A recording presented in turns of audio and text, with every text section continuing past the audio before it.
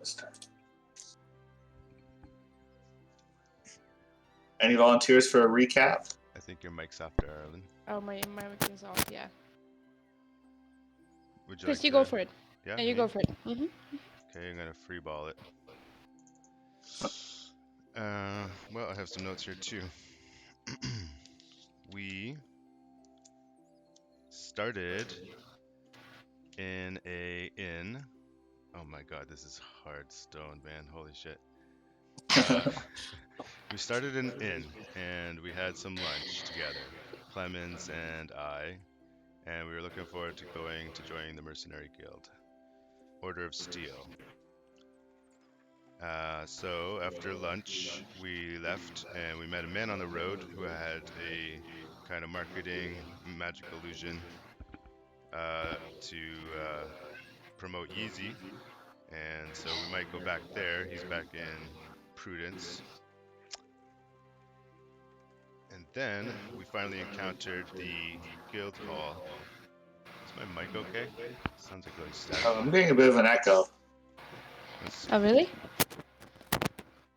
Yeah, just from Chris. Test 1, 2. That's better. Okay, good. That was annoying. So, Yeah, so we encountered the guild hall and big stone structure. What's happening again? Fuck. I think it's picking up. Is somebody doing construction nearby? No, Like, it sounds like somebody's kettle. beating with a hammer. Really? I don't know. The kettle is boiling, but let me turn it off.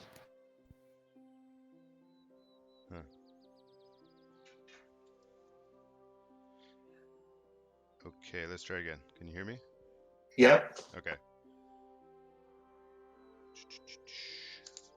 I have some scribbling about the United World Alliance, enlisting all willing to the wall. Oh, these are quests, I guess, that were on the post board outside. Yeah. Yep. And then we met Danny Boy because we heard some noise from the smith, and we thought going through there. And Danny Boy is a really nice, simple, stable boy. Very nice guy. Eventually we met Osmo, who's a gnome smith working there. And Judy is the gardener cook. Apple Schmidt. We met finally as the leader, and she gave us a nice tour of the place, meeting all these people, and Corky, of course, the healer. And we all got along swimmingly, and she gave us our first quest, which was to go check out the broken shipwreck on the coast, where there had been sightings of the tsunami and the tentacles from the sea. So we took a day to get there, and we stayed in an inn, and then once we got there, we noticed right away some zombie lizards attacking something within the ship. After fighting off those lizards, a manticore flew out and was really hard to negotiate with, and ended in a battle, which eventually he gave up and flew away. We found some treasure in the sand underneath the ship. One is a cylinder that has some magic to it, but we're not sure exactly what it is. We found some healing potions, 3, and a medallion with a gold skull and octopus legs. That is very correct. You can take some inspiration there, Griggs. Ooh. Sick. Nice. Did you mention Corky? Yes, he did. Yeah, okay. She's my lady bro, so. Yeah. Okay, so that brings us to you guys still on the beach, heading back to the guild hall to report your findings. Is there anything you guys want to do on the way there, or are you going to head straight there?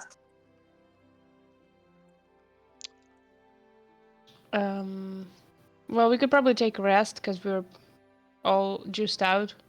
I don't know. Is it dangerous to the road? True. It was a little over a day journey on foot, so you can definitely stop at an inn in the residential area somewhere. Cool. Yeah, I If I guess. do remember correctly, Clemens got Griggs to pay for it. Yep. It's 5 silver. Yeah. Right. I'm going to Zach roll 2d20 for my portents today. Oh, Okay. very similar Okay. to. So you guys can go ahead and take a long rest. So Nice. so your health and everything should be reset if the API script is working. Slots have to do the slots by myself, but Okay. that's okay. I can fix that real fast. All right. So you rest up for the night at an inn, and then you make your way to the Order of Steel. Correct. Okay. So we need to talk to Apple to report.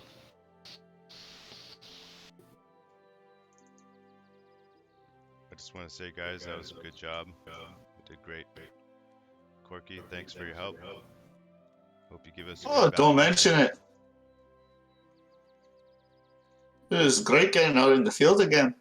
It's not too often. Normally, I'm just kind of hovering around here. Appreciate your help, Corky. Again, I would probably be missing a limb right now if it weren't for you. Uh, don't mention it. It's all part of the job. Right, the job. Where can we find Apple? Oh, she's usually in her study or somewhere around. Just go in and yell for her. Clemens is very enthusiastically walks up to the main hall, calling for Apple. All right. So you just kind of walk in, start yelling for Apple, and after a few seconds, Apple does step out into the hall with you guys and says, "Oh, you have returned. That's good. How did it go? What do you have to say?" Corky really shone out there on the field, keeping us protected. But we have a story to tell. You'll never believe it. Oh, do tell, do tell. Why don't we sit down and have a meal over this, and we'll tell you the story of how this shipwreck was taken down by a kraken. Let's call it a brunch with the boss. All right. So Apple says, "All right." So she goes in and she steps into the kitchen and tells Judy to start making food. You all sit down around the table, and eventually food comes out with coffee or tea or whatever beverage you would like, and you guys start talking. Oh, this coffee is good, and it's damn hot too. Clemens is not really good at telling stories, so she starts from the end.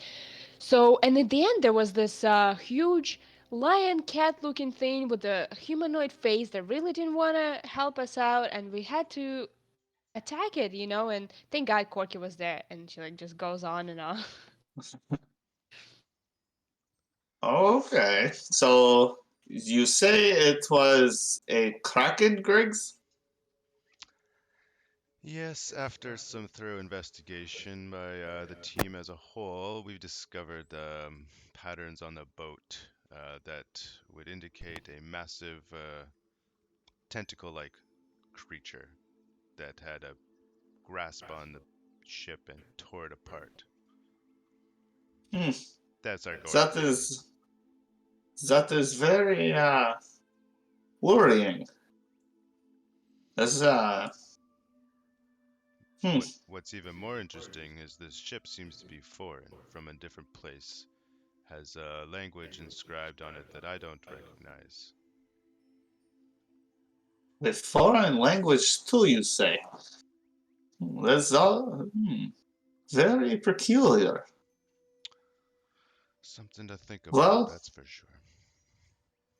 hmm Well, we can put this all in writing, and then we'll send it off to the UWA and go from there. Move on to the next mission. So just take some time, fill out a complete detailed report about your findings, and then we'll get moving on to the next one.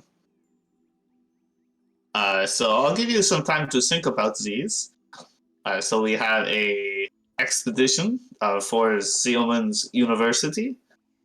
They're looking for people to for protection. All the mages and scholars, they're very studious, but not very good in combat. So they're looking for mercenaries to help. You could do a stretch as the wall for these UWA. The arborists need protecting. This is from the Farmers Coalition. They're looking for people to protect. And then there's a case about a bunch of missing elderly people. Hmm. So something to think about while you fill out your report. Griggs is great at it. uh, sure, I'll handle the paperwork. He'll use Mage Hand. He'll start casting Mage Hand to help him out, fill out the reports twice as fast. Alright. So you fill out the reports. You meet up with Apple again. And she says, "Thank you for this. And here you go." And she hands each of you like a folded up cloak with a brooch setting on top of it, with the insignia of the Order of Steel. Nice. And she also, and on there is also a sack, like a coin purse, for each of you. Nice. The Can I coin see the purse. bottom? Pardon? Can I see the bottom of the coin purse? Yeah. Okay. Yeah, there's 32 gold pieces and 20 silver pieces each. Sorry, 20 and 32? Yeah, for gold pieces being higher. Oh, 32 gold and 20 silver. 20 silver. Awesome. Are you gonna keep track of that, Griggs, or should we split it equally? Just, I think, because there's two of us, just keep track of our own. Do we give any to Corky, or did she get paid separately? She got her own sack. She got That was the 100 gold split amongst all of you. Sweet. Cool. Clemens is very, very excited. You can see her whole face lights up, and she starts mumbling to herself. And I'm gonna get a Brazilium, and I'm gonna get the little gears things, and. So, have you all decided on the mission you plan on taking next? I was thinking we're gonna go check out the old people. Oh, yeah. A little investigative work gets your feet wet. No. Griggs insists on helping these wizards out. These Okay. sages. Sure. Scientists. Okay, so let's have a seat and I'll go over the details with you. So you will be reporting at Sealman's University to Mage Trova Lanthor. Oh. They will be your liaison. Trova is the attaché of interim headmaster Archmage Varus Araneth. Oh man, can you put these names up? Yeah. So Trova Lanthor, for those who don't know, and Varus Araneth. And we're working for what academy? Where's it called? Theo Mun's University. Is that Griggs? Is that where you're from? It would be, yes. Okay. Now, Griggs, did you spend your time like in the university in Prudence, or did you spend it at the actual university at the lighthouse?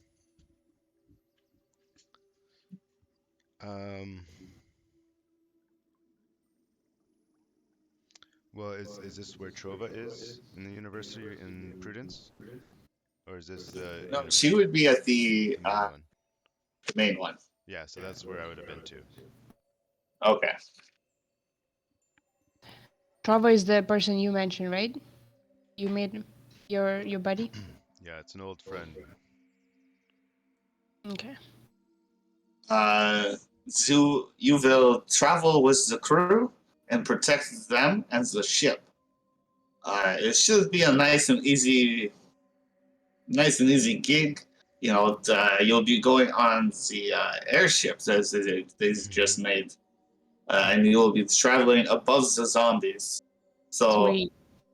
shouldn't be any too big concerns. And for safety concerns, the ship will hug the coast to minimize incursions with the undead. They're not very good swimmers. Uh, and then she says, "Oh, and you will need this." And she hands over a letter to you guys and says that is your official invitation to the university. And Griggs, you would know that because of the intense bog. So here's a picture I drew. I don't know if you can see much. Uh-huh. Okay, so here is Venaris, and like all of this is like intense marshland that's like basically intraversable. Like Okay. there's no undead really in there. It's like just nobody goes there. And then the university was over here. Uh-huh. And then on the other side is the And other. all of that's surrounded by water. Like that's along the coastline, Okay. and then the coast continues going down. Um, and you know that the only way to travel to the university is with either a direct invite, and you have to go. There's this teleportation circle set up in Venaris that teleports you to the university. There's a mage set up there. You just hand them the letter, and then they send you through. Cool. So, do you have any questions? Yes. What's the pay? Oh, this pay here is 100 gold pieces, Each? not each split. So, They'll take it. you are welcome to take Corky again if you wish. Um, but your choice. That just makes it a three-way split instead of two. Porky, what do you say? Would you like to join us? We could use your hand for sure. Oh, sure. I can come on out again if you need me. Yeah, we'd love to have you. Absolutely. Okay, it's decided then. I'll tag along again. You okay with heights, Corky? Uh, I don't really know. Haven't really gone too high. You know, what are we talking about? Oh, these airships. I'm interested. I'm not sure. Gotta be pretty high. Well, I guess there's only one way to find out. We'll just have to go there and see. Just don't eat too much before we leave. I'll do what I can. No promises, though. Judy's one mean cook. To fade out to them eating. Yeah, exactly. Yeah. Nice. All right. So you have also learned that you don't have to report until the next day. That's when the expedition takes off. So you have a day and a bit of downtime. If you want to do anything, get some shopping done. Like I know 32 gold is not much, but if you had something in mind. Mm-hmm. Anything come to mind, Clemens, there? Me, I was thinking if I could make any potions. I'm just looking up what I can make with what was that, guys? Alchemy. Yeah, no, the tail spikes I collected from Oh, creatures. right. Yeah, Yeah. I was just wondering if I could make anything with that. Yeah, go ahead and give me um what would be like an engineering roll? Uh Ooh. so give me either Arcana, History. I can do like masons, tinkers, thieves tools, smiths tools. Well, that would be to Any of make that. it, Oh, okay. but you have to know if the knowledge is there. Okay, Arcana and Like oh, either Arcana or History. mm, let's do Arcana. Up. Okay. So with a 12. So I'm just pulling up the thing.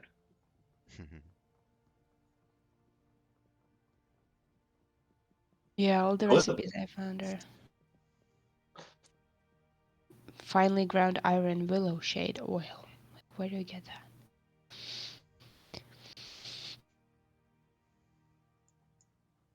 Oh, what the fuck is it called? What's the name of the creature that we Manticore. Manticore, thank you. Like the armor in Witcher, Manticore. Okay. So with a 12, you definitely know that you can make a Manticore spike. Uh, this weapon is crafted by embedding a tang into the grip and grip onto the paper thin but durable tail spike of the Manticore. It's Cool. basically like a dagger, is what you'd Okay. be making with it. I'll be like Assassin's Creed. All right, so go ahead and now give me tinkering tools. All Check. right. Attribute on intelligence. Yes. 8? Mm. I can do better than that. All right, so how many tail spikes did you take? I don't know. I think he's through a bunch of us, so at least 3, let's say. All right, so one of them breaks. Oh, okay.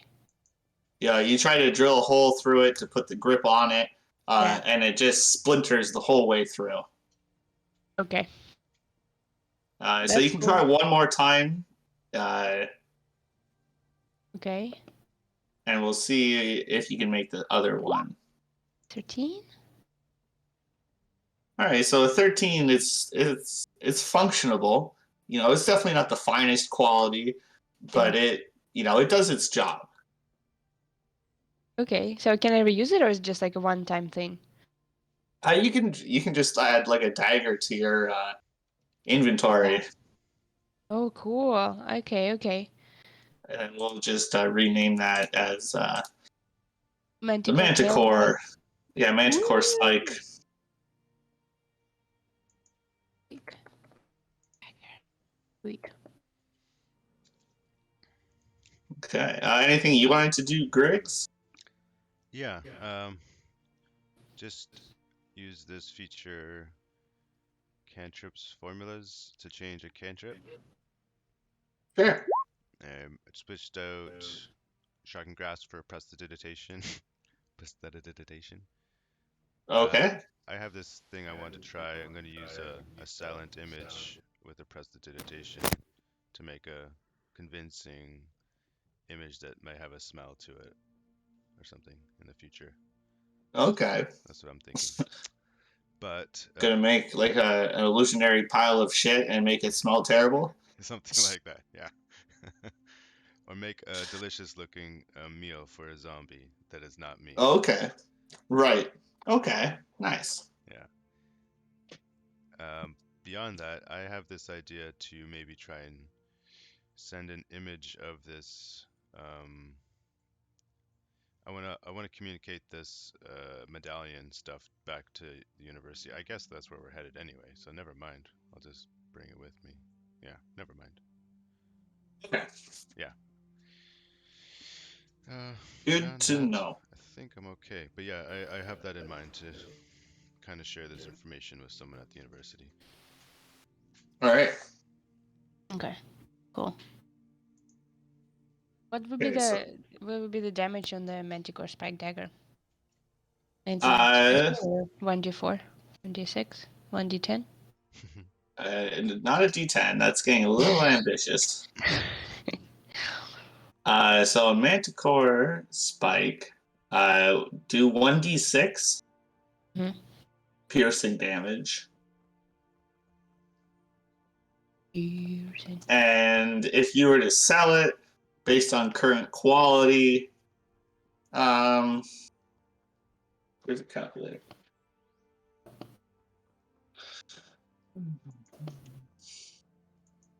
Uh,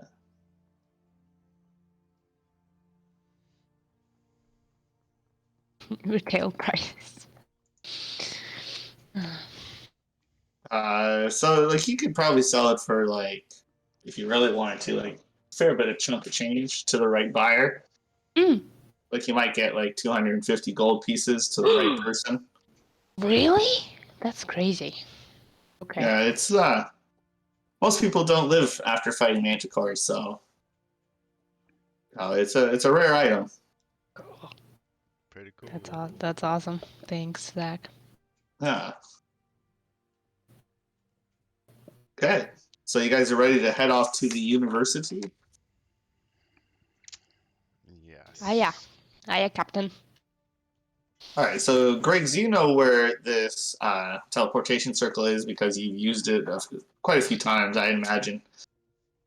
So you lead Clemens, yourself, and Corky off to the university, to the gate, and you enter this large circular chamber, and in the middle you can see the glyphs carved into the stone for the teleportation circle, and there's this like beady-eyed little man sitting behind a desk, massive well,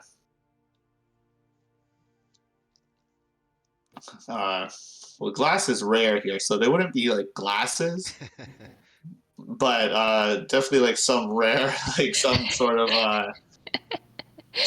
apparatus to help him see better. Like I don't even know what the alternative to glasses would be. But it's definitely yeah, it's definitely magic assistant. Mm. He's sitting there and he's reading through a large tome. And when you walk in, he just says, "Invitation, please." Do I know his name? Uh, yeah, you probably know him. This is Mage Arthur Buchanan. Okay. As I approach, I've got the invitation ready in one hand, and kind of indicating it to the three of us. And I say, Arthur, and I slide out that trashy romance novel onto the desk for him. And I say, this one's a good one. And then He lifts his head out of the book to see who's actually talking to him, because before he just asked for the paperwork and didn't even look up. But you slide this cheesy romance novel in under his nose. He looks up at you, squints. Is that you, Griggs? I didn't expect to see you back for a while, out and doing your adventuring. you know how it goes. Duty calls. Back to the office. Hmm. Well, and he takes out the letter you slid as well. Everything seems to be in order. And then you see him begin casting a spell that you've seen many wizards and mages cast before. It's the sending spell.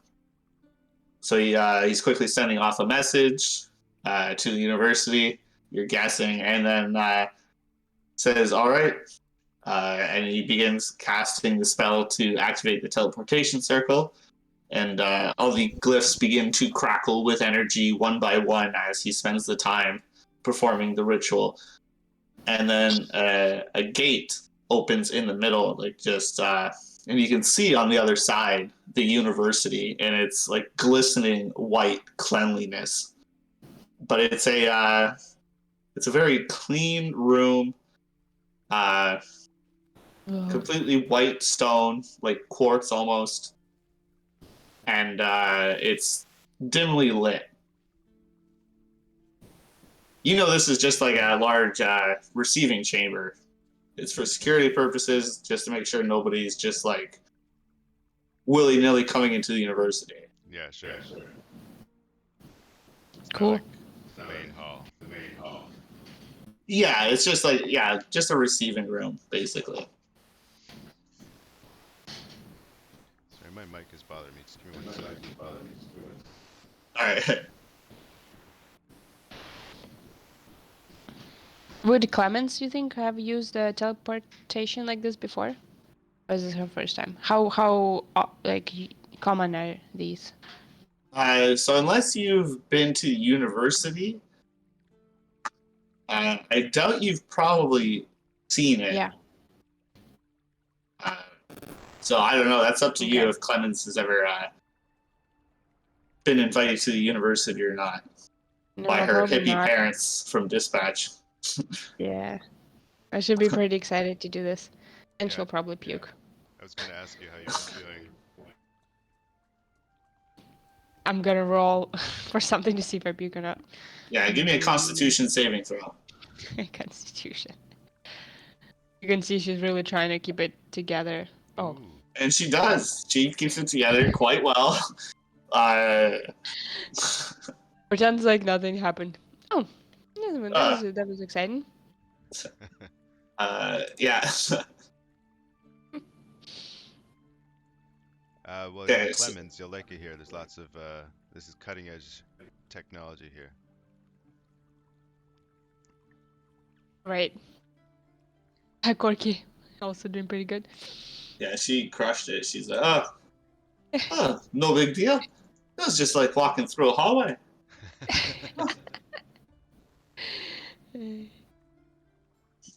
And you follow suit, Griggs? Should I roll? If you want. Like, I feel like this isn't your first time, so like, how does Griggs handle it? Not well. Not this time. Not a big fan of teleportation magic, Griggs.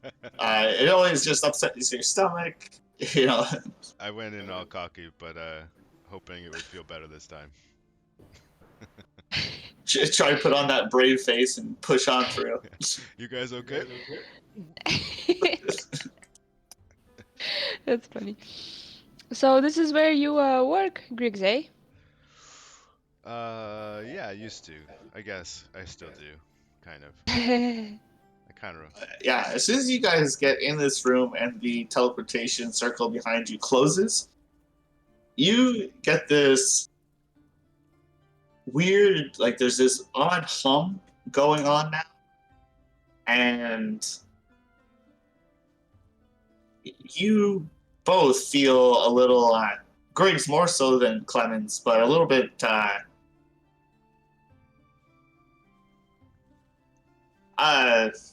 neutered. Oh. Mm. What? Like not physically neutered, but from like Weaker. magic. Mm. Griggs, again, since you've been traveling here, you know that this is just a safety precaution and an anti-magic field is engaged upon new arrivals. Yeah, I could demonstrate to Clemens by like trying to shoot off a ray of frost, and it just fizzles at my fingertips or something. I don't know. Yeah. Oh, that works. Oh, that's. I feel violated. Why wouldn't they? Okay.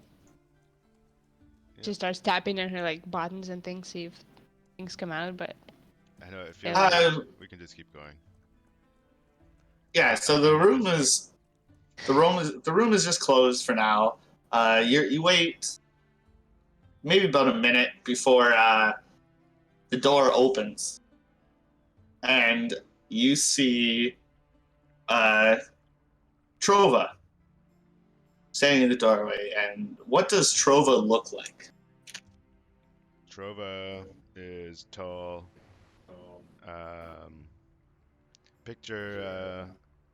Picture, I guess, just a tall. Do you know Jace from the League of Legends thing? No. That TV show? Okay, so yeah, like Superman. He looks like Superman, I guess. Okay. Good looking, handsome, chiseled jaw. Yeah. And he's a human? Uh, yes. Okay. So a tall, good-looking, fit human male with chiseled features.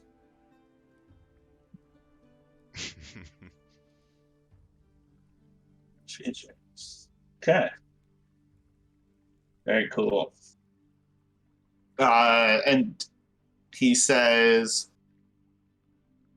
Griggs, it's nice to see you again, old friend. It's been too long.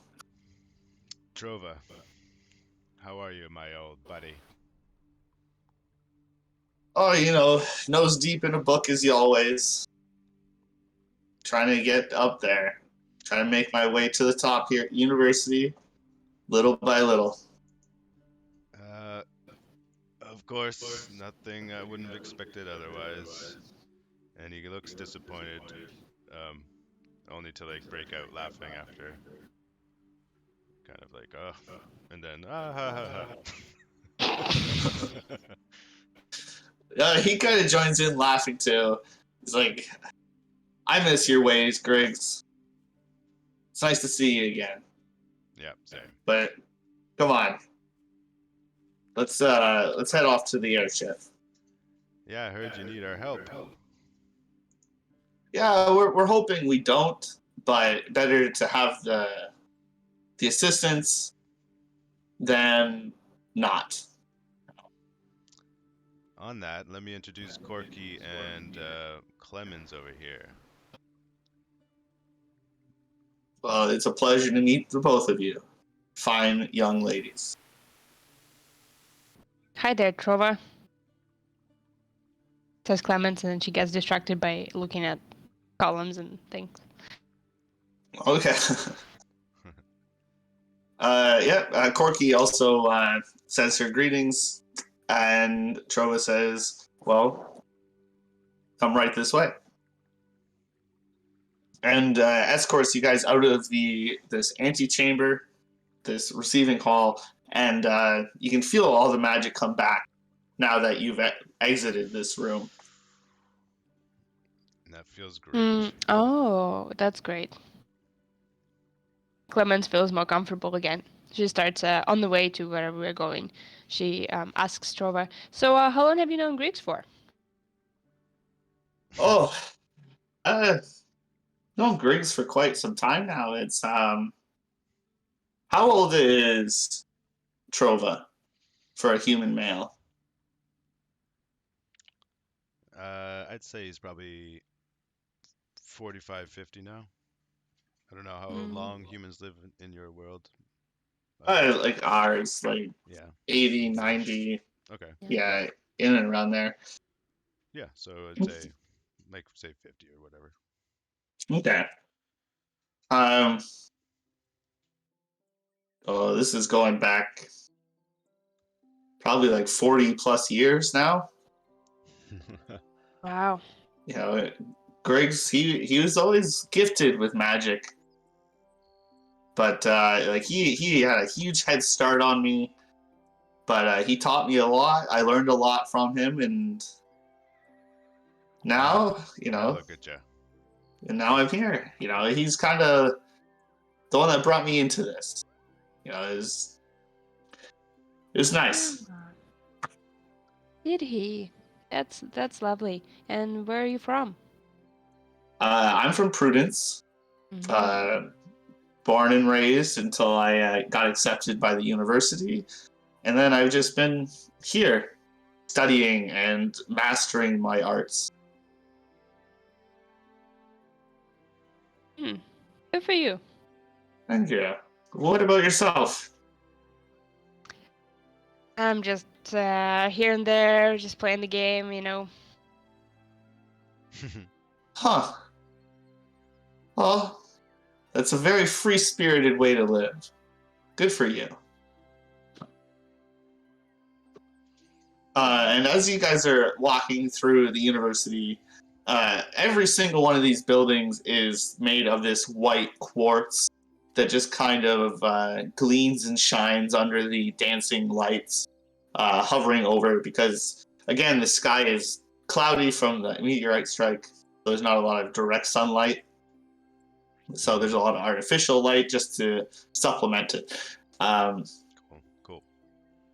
And in the middle of the university, which is kind of like a three-quarter circle hugging the coastline, is the lighthouse, also made of this white quartz that extends high into the sky. And the closer you guys get to it, the taller the tower gets. So from a distance, it looks like a normal lighthouse, but the closer you get to it, all of a sudden, this thing's like 100 stories tall or taller. Wow, cool. Some kind of illusion magic, maybe? Whoa. Yeah. Just to, yeah. Conceal it or whatever. Yeah, that's cool. So you continue walking through. Trova is leading you all the way. The university is built upon the cliffs and has hundreds of permanent stone structures, which for this area of the world is quite unheard of. But the university is built on like the stone of the cliff face. So they were able to actually build these structures here. Whoa. Nice. And then eventually Trova leads you to the airship. And this airship is... Pardon? Can I ask Trova as we're walking a question or two? Certainly, yeah. Yeah? I don't want to interrupt your flow. No. Go ahead. Okay. Just because it takes more than a few minutes to walk there, I'm going to straddle up to speak privately to Trova and ask him if there's any news in the tower, any new gossip, as they say. I'm looking for like threats to, the inner politics. I'm kind of trying to gauge if there's any. Well, you would also know that Trova is the grandson of the archmage that hung himself, the former headmaster. Grandson. Okay, right. Okay, so Yeah. so there has been a lot of like power struggles amongst the tenured mages here, each of them vying to become the next headmaster of the university. It's very much a political like election. Everybody's like kind of campaigning, a little bit trying to like it's like think of like the papacy, how they vote. They all get locked in to a room, they casting votes to decide who should be the next pope. So it'd be very similar to that. So you kind of need to have people behind you to get the position. Okay. And so he goes on talking about that and just how it's all over the place, but he's also saying how great Archmage Varus is. Mostly because he's the attaché to Varus. Right. Trova is, right? So like they're very close and like kind of like a mentor and student type relationship. Okay. At that point, then I want to show him the medallion. I don't know if I want to give it to him, but at least I want to show it to him and let him have a look at it and tell him the backstory, and maybe that'll. I'd like him to have this information specifically. Right. Okay. So as soon as you pull it out and show it to him, his face turns white, and he grabs your hand and shoves it into your pocket and says, "Don't bring that out here. We need to talk in private. Where did you get that?" Oh my God! What is this thing? Yeah, we just Wow. found it on the shore in a shipwreck. I don't know what it is, but I have seen that symbol before. I don't want to talk about it here, but when we have some private time on the ship, come find me, and I'll tell you what I know. Nice. Okay. Thanks, Joe. And put it back in my pocket, I guess. It's already there. Yeah. Hmm. Is there anything else you want to talk about? Is he wearing any trinkets or any magical items? Give me a perception check. Perception check. The robes of the mages here are quite bulky and loose, so it's Yeah. kind of hard to tell. Like he could he could have like a necklace on, or it's hard to tell. Okay. I'm distracted by his chiseled jaw, aren't I? Yeah. Okay. But you can see like the outline of his buttocks through the robes, like somehow. Somehow, imagination is playing wild. Yeah. Okay. And he's 50 and still in a good shape. Good for you. Yep. You gotta work out every muscle, not just the brain. It's all connected. Yep. Okay, so continuing on, you guys get to the airship, and looking upon it, it's like the top half of it is in the form of a seafaring vessel with sails and masts and stuff like that. Think very much like a galleon, but on the bottom half, think very much Matrix, where the ship's got like 4 discs underneath it, crackling with arcane energy, kind of keeping it hovering above the ground. Oh, cool. And you guys walk up the gangplank, across the gangplank to board the ship. And on board, you can see a human man, a tall human man dressed in a business suit with a pencil mustache and slicked back hair, like real greasy style, talking with another mage here, but this one where Trova is dressed in more of like grays. This individual is dressed in like a vibrant white with gold filigree. You would recognize this as an archmage, Griggs. Cool. Somebody of extreme magical prowess with some tenure here. And since you are good friends with Trova, you would also know that this is Varus Araneth. That's the tall man with the pencil mustache? No. That is... Him.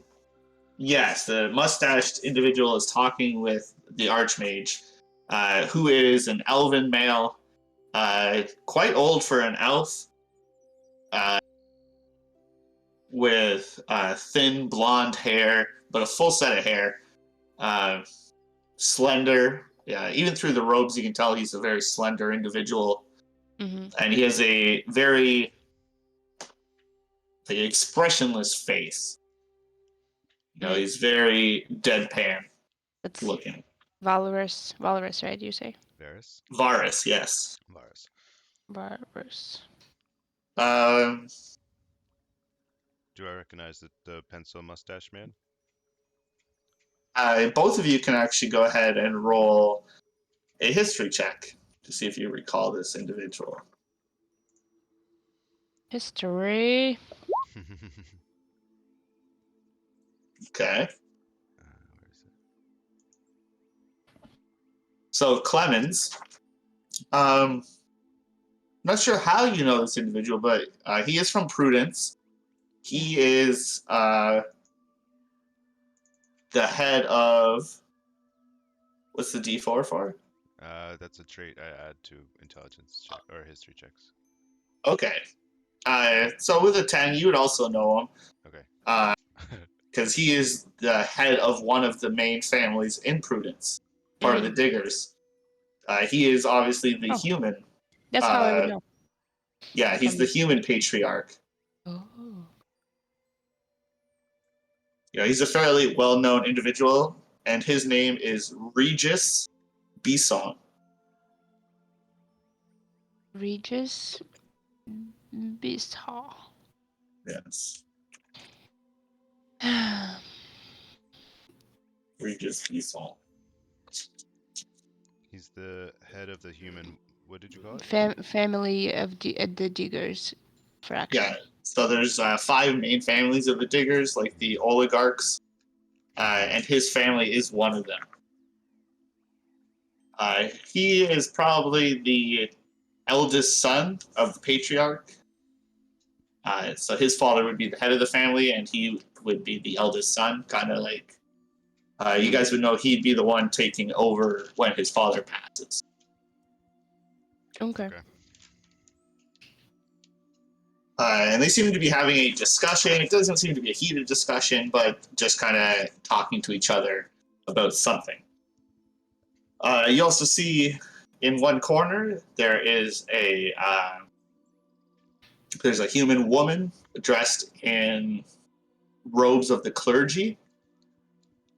So she's coming from the God's vassals. She's dressed in very ceremonial robes, but still functional. Like they're not like high-end robes. They're meant for going out and just practicing in the world. You know, she's got curly brown hair. She's probably like 5'7", 5'8". A little bit like human athletic build. Like she's not tiny or anything, but she's not big by any means. And she's you can see she's tending to somebody's wounds. Somebody must have cut their hand or something. And she's wrapping bandages around it, aiding them in the corner. You guys wouldn't know who she is, but you do recognize her as being part of the God's vassals. Okay. So we're down a man already, eh? Yeah. Yeah. And are there any other people on the ship? Like, I guess. There's a bunch of other crew. Yeah. Yeah, there's just other deckhands to make sure everything moves smoothly, operating the sails. You can guess there's somebody down in like the engine room maintaining that. Sure. You know, like a typical crew. Like you guys are the only hired guns for this ship because they're not expecting a lot of problems because like you're floating above all the zombies. You know, like nothing should happen. This is maiden voyage of this ship. There have been test runs. You would know, like you would read like the Daily Times from Theoman's University, the newspaper, and you know, like they had their maiden voyage. Well, not a voyage, but like they've done the test runs and everything. This is the maiden voyage to retrieve this energy globule out in the wastelands. Energy globules. Okay, I remember those. Yeah. Yeah, cool. I want to express like how cool this ship is to. Well, we haven't even started talking to anybody yet. Never mind. But just to like Clemens over here. Hey, fuck, this ship's pretty dope, eh? Yeah. For sure. Yeah, this would be. This would be a huge feat of engineering and magical prowess. So, like Clemens, you would like go and ape shit here. Like this is huge for you. Fanning out. I can't wait to like start, you know, figure out who's like the smartest person in the room so she can ask all the questions. Maybe just even talking to that deckhand, whenever we have a chance. Start looking at them. Mm-hmm. Yeah. I guess we should. So yeah, go ahead. Sorry. Yeah, so you guys get on board. Trova leads you through the ship, saying she points out the quarters. The 3 of you will be sharing, Corky, Griggs, and Clemens. Honestly, it's not great. Like, it's like there's a couple of hammocks. hanging on it. There's a dresser, and that's about it. Mm-hmm. It's very bare bones. There's a lantern with a light, but that's about it. Just real bare bones stuff. But you were walking down. You guys are on the bottom level. The hum of the engine is nearby, so you got that white noise constantly in the background. And you pass through. Okay, you descend past some other rooms, but these ones look a little bit more, a little bit bigger and nicer. You can see one of the doors was opened, uh, and it looks like it's well furnished and real nice looking. But hey, you know they got some big wigs on deck here. Right. So after Trova shows you where you'll be staying, where the kitchen is, all that kind of stuff, um, he leads you guys back up to the deck of the ship, where Varus, um, just in a very loud, booming voice, says that announces that they're ready for departure. Mm. And he walks up to kind of like the helm of the ship, just closes his eyes, and then the ship begins to start lurching, slow, like levitating higher and higher. And then he kind of starts moving into like a seated position, but still hovering above the ground, as if he's being suspended by something. And he opens his eyes, and they're glowing with the same arcane energy as the discs below. Uh, Mm. and the ship rises above the walls of Theoman's University and then begins moving forward. The sails kind of fill with wind or something, but they fill up and the ship begins moving forward. Then all the people behind you, streamers are going off, champagne's being popped, everyone's celebrating the maiden voyage of this ship. Nice. Now, what do you guys think this ship is called? I just think we don't have a name for ourselves, although I don't mind being called the Order of Steel, mercenaries for the Order of Steel. But the ship, what do you think, darling? I think it'll be called. Was there a specific engineer who created this? Or we could call it Zach's creation. Oh well. Yeah. That rolls right off the tongue. Yeah. It's just the ship. It's not even our ship, right? Yeah. No, it's not your ship. Yeah, it's the Yet. university ship. Not yet. Yeah. Hey, you guys can do whatever you want. We might steal it. No. If you figure out how to fly this thing, Clemens, I'll figure out how to power it. Boom. She laughs, but then she kind of starts thinking about it. Mm.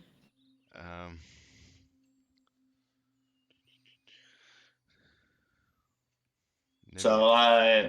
Ooh. What's a female version of a name, Zach? Ships tend to be named like females. I don't Good know if luck. there is much of a female version of Zach. Zacharia. Zara. Zendaya. Just because it has a G in it. Wow.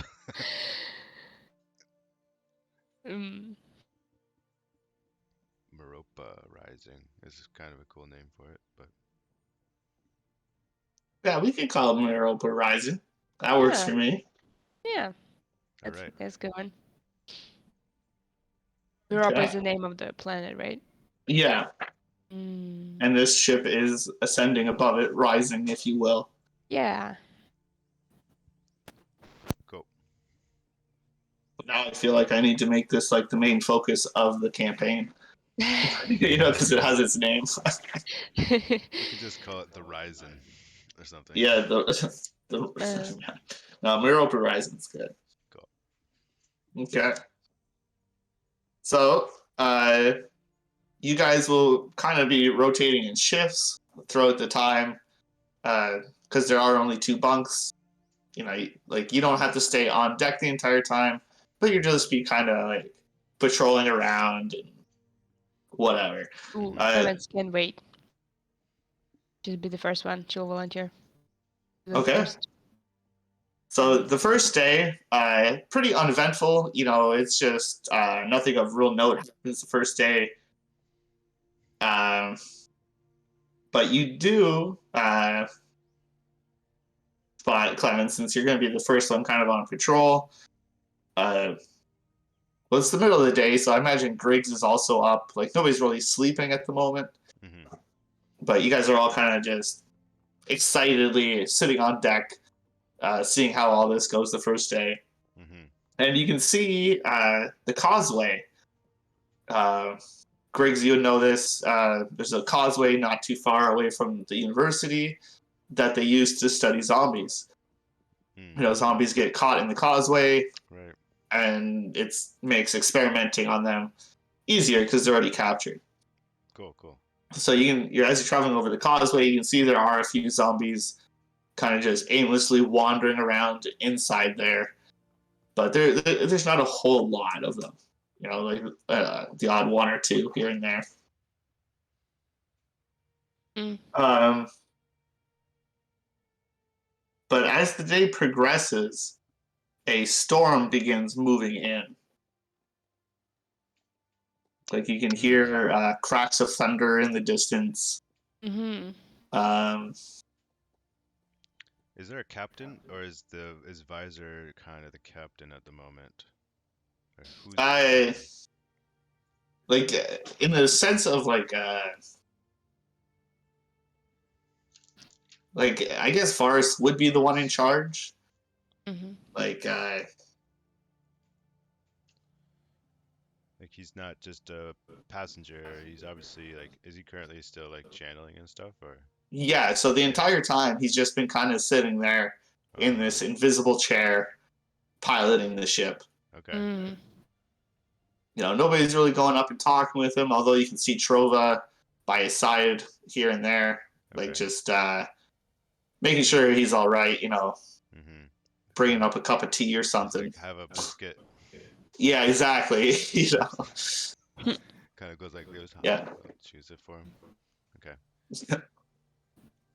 Griggs, do you know how the ship works? What's the protection? What's our protection from? How well protected are we from, say, bad weather? You're asking me, Clemens? Yes. This is a great question. I hope they have a plan for this. Let me go talk to Trova. I'm gonna saddle up there if Trova's nearby, the Archmage or wherever he is, Yeah. and say, I know you're not dumb. You can see it as much as we can, but the storm coming. Is there anything to worry? Is that a cause for worry, or do we have a plan? It shouldn't be any concern. It's, the ship's solid, so it should be all right. It's just a storm. Okay. Okay. Great. We'll just It keep. may get a little wet on deck, but below deck everything should be fine. Okay. Okay. Great. Uh, but then he says, let's just go grab a cup of coffee, Griggs. Oh yeah, and he winks. He remembers. Yeah. Okay. Sure. I'll be right back, Clemens. Okay, Clemens will be keeping an eye on the clouds. All right. So you guys descend. You actually just go into the captain's quarters, which is quite a huge upgrade from yours. So that you're guessing this is the Archmage's room, where you guys have bunk hammocks. He's got like a queen-sized mattress secured there. There's a table, chairs, even like an area rug. Like this place is pretty nice and homey. Not You even guys using both it. no. But you and Trova both go into this room. He closes the door, and you can see him cast a spell on it. Immediately, I start talking about the excess in the room and how it makes me a little bit sick to be in here. So we got to make this quick. Okay. Right, you don't like rich people?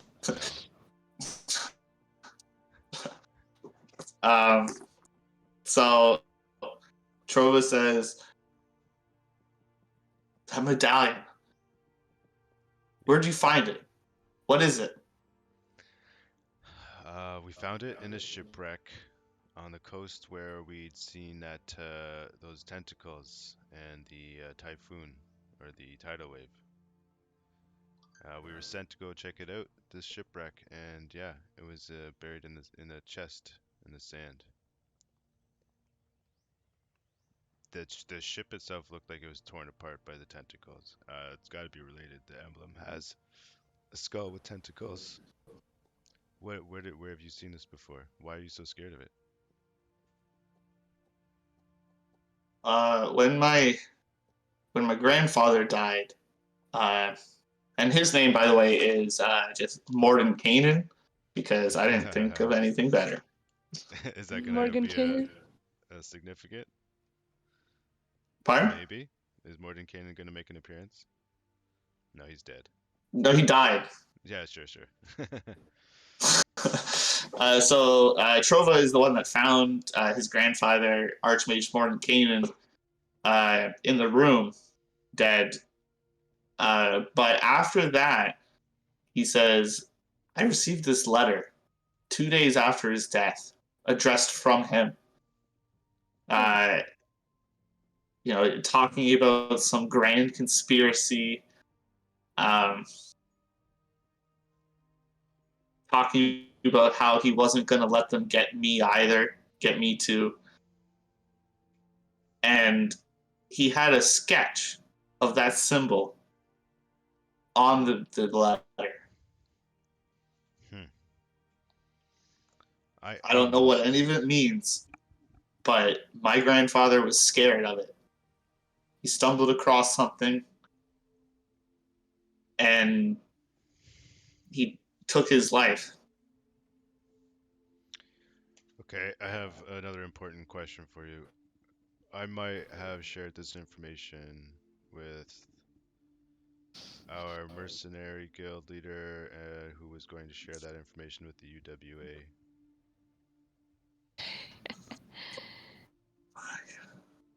Okay.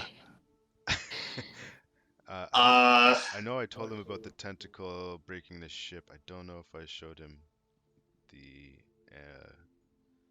Medallion? I don't medallion. think we mentioned medallion. Oh, but I'm not in the room, sorry. Maybe I did. I smoked too much today.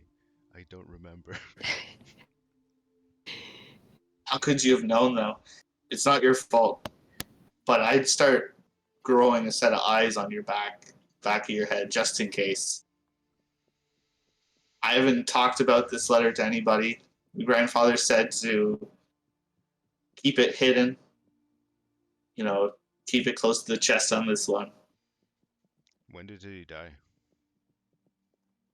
He would have died probably I don't know, 2 weeks ago.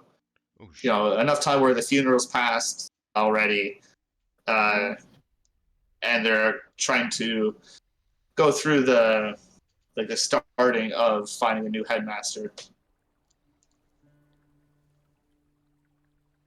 So he's had this letter for probably like a week and a half. Right. Uh, I've been trying to do some research, trying to find more information on it, but there's nothing in the archives. I don't know where my grandfather found it, but it's something we need to be careful on, Griggs.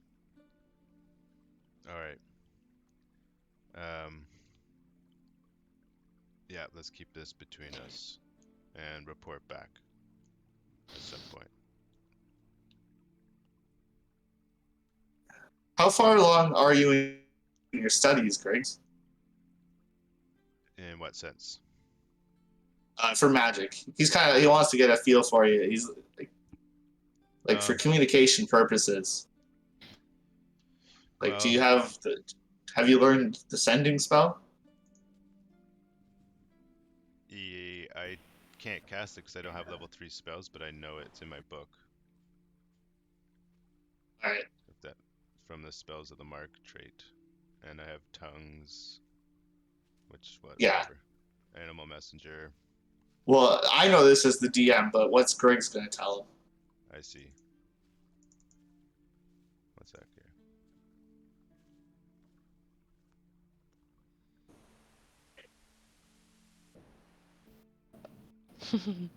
Hmm.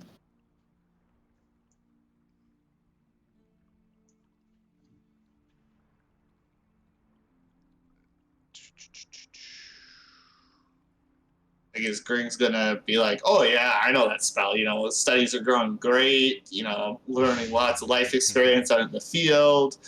You know, or are you just gonna be like, no, I haven't had time. You know, I've been busy exploring and haven't had a lot of time for academics." Yeah, that's probably the case as to why I wouldn't know it. So I would probably be a little. He's like, yeah, that one. Like I got that one almost nailed down. But yeah, things are going good. Picking up, picking up all kinds of stuff for along the way. You know, street smarts. Bye bye. He laughs, typical Griggs, and says, "All right, we'll keep communication down to the spell when you do get it, Griggs. That way it's just you and me. No one can pick it up." Nice. Yep, better safe than sorry. You'll hear from me shortly. Uh, he says, "You know what? Actually, here." And he begins rummaging through his bag, and he pulls out a sending stone and hands it to you. Ooh, fucking A, He buddy. says, "I have the other one. You hold that one. And if you need to talk, we'll use this." I.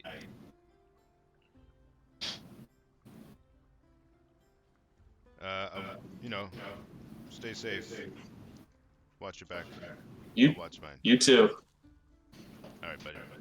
Good to meet you. Uh, and he goes up to the door, kind of just waves his hand, and then opens the One more door. thing before he does that. Can I show him the canister Yep. to see if he has any Uh, idea what it is? yeah, he takes it, and you can see he begins casting a spell on it. Uh, Nice. uh, and he says, "This." Well, he doesn't even have to cast a spell. He's like, "This is a scroll case." He just kind of pops the lid off, and inside are 2 scrolls Sick. and a potion of healing, which is what you would have felt as you were like moving it. Something sloshing from one end to the other. The healing potion was moving from side to side, and there's 2 spell scrolls in there. Can I tell what they are? Yeah. So the spell scrolls are one's a cantrip, mold earth, and the other one is Tasha's caustic stew, Nice. which I do believe, because I spent some time doing this, is usable by both Clemens and Griggs. Nice. I'm pretty sure Tasha's caustic stew is an artificer spell, so Clemens can use it if she wants. Awesome. Or you can put it in your spell book and then write a new one out later. Yeah, I might try to do that. I'd like to get these in my book for sure. Yeah. Okay. And then I'll just give them to Clemens. All right. Thank you. So I think you guys now have 3 healing potions, Corky has 1 that you gave her, so that's 4 total. Right. Right. So yeah, Griggs had 1, Clemens had 1, Corky had 1, and then we just got 1 extra. So Yeah. Right. Oh, okay. Do you want it, Clemens, since you're on the front line?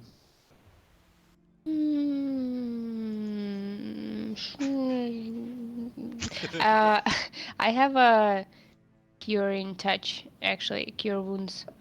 So you can keep that one, maybe. You're very low on health. Okay, I'll help you Keep a then. second one.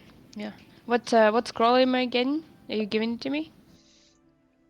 Well, I think it probably I takes think he's going to time. hold on to it for now. Yeah. Okay. That's fine. That's He's okay. going to put in his book, and then he can make the spell scroll for you again later. Sweet.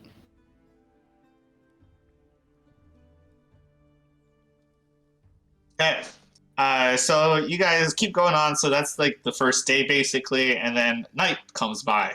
The storm's now moved in rather quickly. So who's going to take the first, second, and third watch for the night? I'll take the first one, unless you want to, Clemens. I was gonna take the first one, but Yeah, and go then for it. the first and the third. Yeah. And who's going to take the second? And well, basically, I need to know where Corky's going so that like I know what's going on. Right. Corky can go in the middle, and I'll go at the end. Okay. All right. Okay, so Corky and Clemens sleeping. Cool. And Griggs patrolling. So at this point, yeah. So the first 2 shifts go by uneventful. Mm. But can I get a perception check from you, Whoop, whoop. Clemens? Yes. Perception. 14. All right. Nice. So the storm's rolling on, raging pretty hard. It's hard for you to really see anything. The skies are pitch black. There's the odd bolt of lightning that arcs across the sky and illuminates the area, Mm-hmm. but you don't really see much. Is Uh, it over the water, the ocean, or the land? the storm is now moving in over the ship, over the land. You guys are riding the coast, and Right. Yeah. it's right on you guys now. Mm. Uh, yeah. So yeah, pounding rain, thunder, howl of wind. Like it's just like a full on like mini hurricane at this point. Whoa. Like and you can see Varus. He's still up on the deck, seemingly like untouched and unfazed by the spell, just kind of focusing and almost in like a meditative state, just kind of piloting the ship. Most of the deckhands have moved off the top deck. The sails have been brought in. The wind's too much. Um, they're basically just moving on arcane power at this point. And then Corky does her shift. Let's see if she notices anything. Mm. Corky perception check. She doesn't notice anything. She mostly off the deck. She's like, I'm not getting fucking wet. I don't see anywhere to dry my clothes. Like, this is ridiculous. So she mostly stayed below deck, keeping an ear nearby, listening. And then we get to Griggs. So Griggs, go ahead and give me a perception check. All right. So Griggs, you don't see anything on the deck. I don't know if you go up there at all, or if you like Corky just kind of stayed below deck.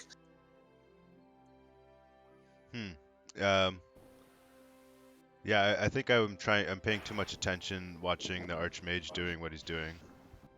Just as an Okay. not that I pick it up how to do it, but just watching him too much.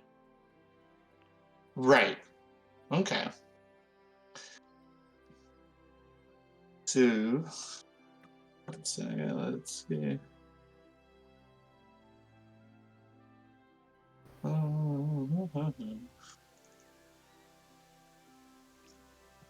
Should I use my inspiration? I'll be right back. 1 second. Sure. Yeah. Do you want to use your inspiration or no? Before Yeah. I decide what happens. If that's cool. I thought it was maybe too late already, but if I can, I No. would. Yeah. I haven't said anything yet, so. All right. So that's just a reroll, yeah. Yeah, just give me another roll. Oh, fuck off. So 9 it is. Getting them out of the way. I mean, that's the whole game. All right. Yep. Okay, so you're focusing intently on Varus and what he's doing, trying to figure out what it is exactly he's doing. You can give me an Arcana check to see if you can figure out how to pilot this ship.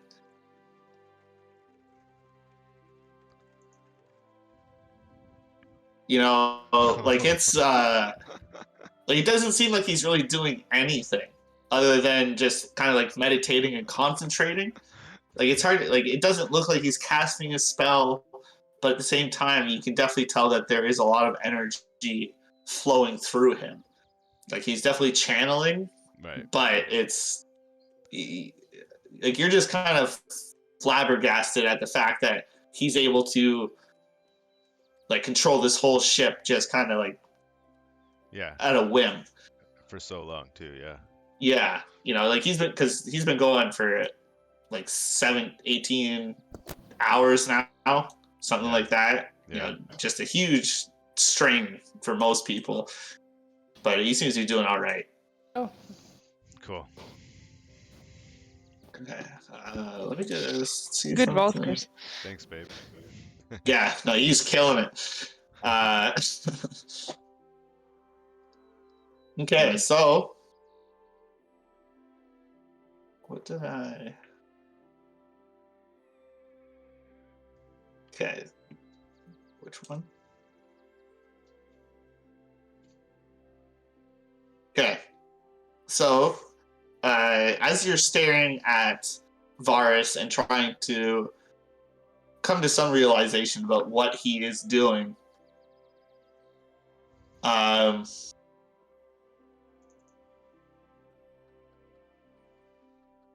you hear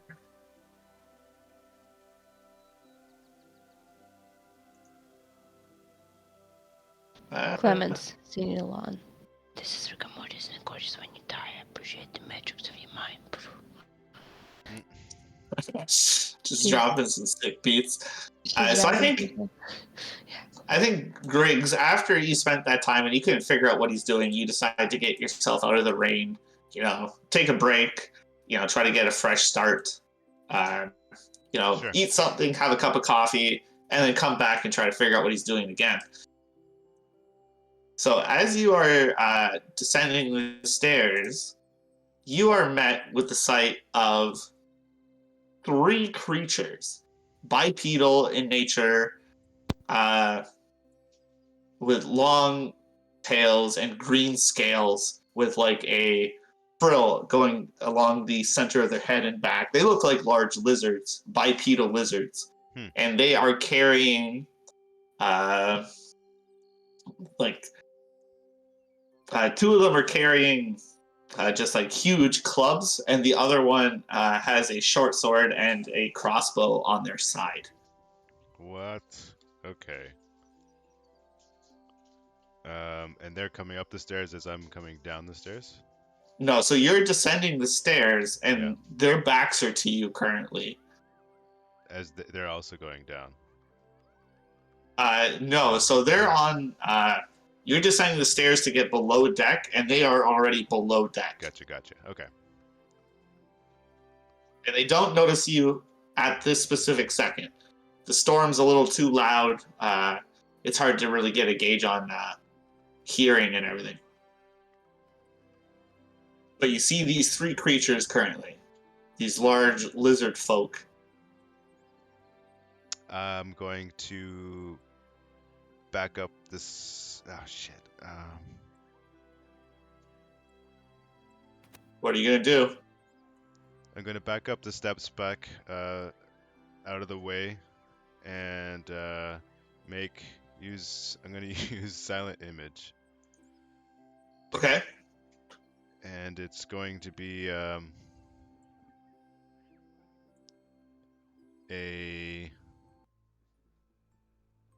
manticore that's as big as the spell will let me make, 15-foot cube. Yep. And Okay. if I have another second, I'll use prestidigitation to make a sound of a roar to get their attention. Okay, can you put prestidigitation in there?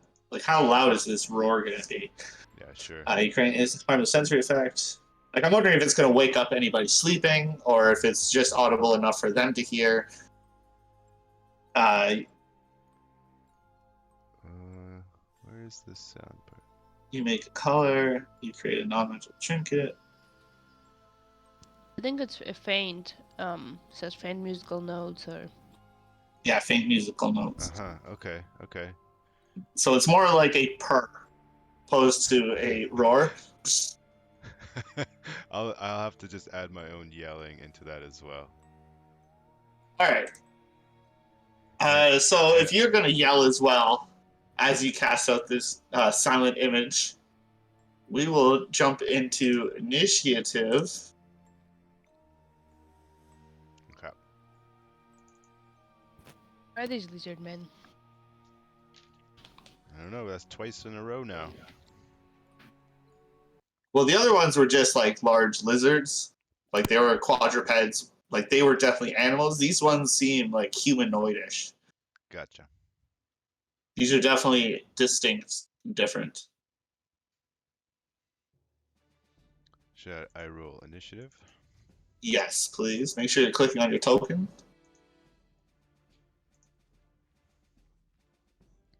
I'm sleeping.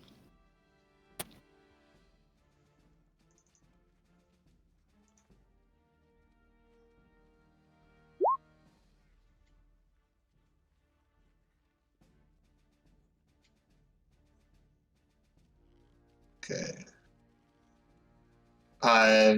Well, I think with him yelling, you would wake up. Because Griggs did say he yelled. Mm-hmm. And, well, your passive perception is real low, Clemens. But I think it's good enough where, like, if your passive perception was an 8, I'd say you're going to sleep through everything. But a 12 is a 10 isn't terrible. I think you'd hear somebody yelling. Okay. Good. So you can go ahead and roll initiative as well. He should be over here somewhere. Yeah, I see myself. Thank you. Okay. Initiative. Here we go. Ooh. Nice. Excellent. All right. I guess I wasn't sleeping after all. I was like, what? I'm ready. Yeah, you hear Griggs scream out. What do you scream? Like, are you just screaming, or are you saying something? No, I'm roaring to try and mimic the manticore. Okay. So you're just trying to get everybody's attention. Yep. All right. So Clemens, you just hear Griggs screaming, or you hear screaming, like somebody attempting to roar. Yeah. Her first thought is thinking, is this an engine malfunction? It kind of sounds like an engine, and then she'll run out, of course, of the room to check out. Okay. Is this the door? Yeah. So you run out. The stairs are down here. So you run out into the first room. There's nothing there. Okay. I guess let me check how far I can run. So it's 30. Oh, I guess this is where I can. Oh, I can dash, right? yes, you can. Okay, so yeah, I'll keep going for now. Over here. So it's 35. And then probably we can go down the stairs. 55. So this is 55 feet of movement.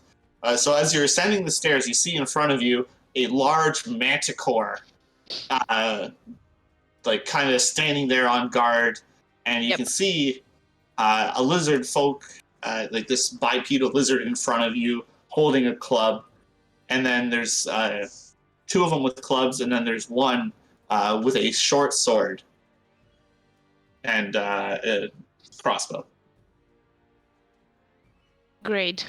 So you saw 5 more feet of movement and a bonus action. Uh-huh.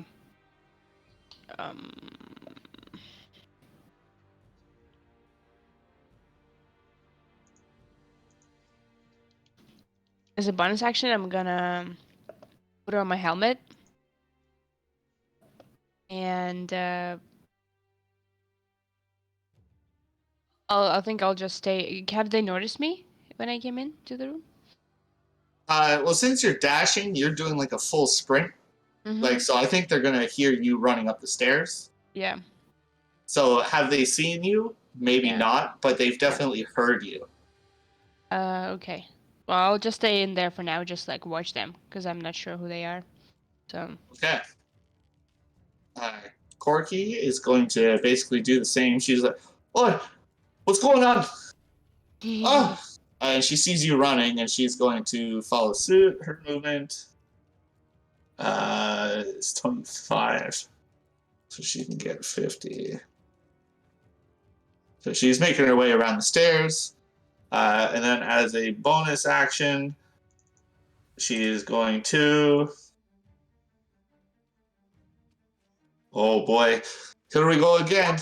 And she's going to cast Sanctuary on you, Oh, nice. Clemens. Okay, I'm gonna mark it this time, so don't Here forget. we go again.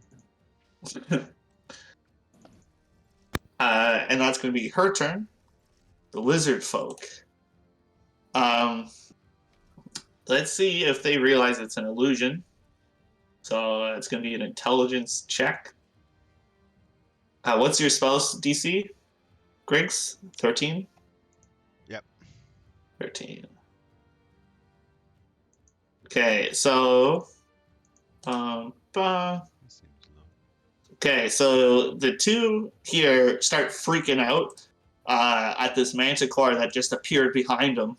And they are going to swing wildly at this illusion with their clubs. Noise.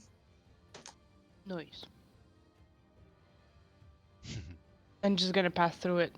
Yeah, and as the clubs pass through it, they now realize it is an illusion. An illusion. Yeah, they realize it's an illusion, and they will probably no longer be swinging at it. Yep. That brings us up to, what's your dexterity, Griggs? Well, actually, you just go first. I'll let the player characters go first. 14. Yeah, I was trying to. Where's that toggle on the menu here? Oh, add dex to tiebreakers? Yeah. It's in the Yeah, I'll do that. Okay. Griggs.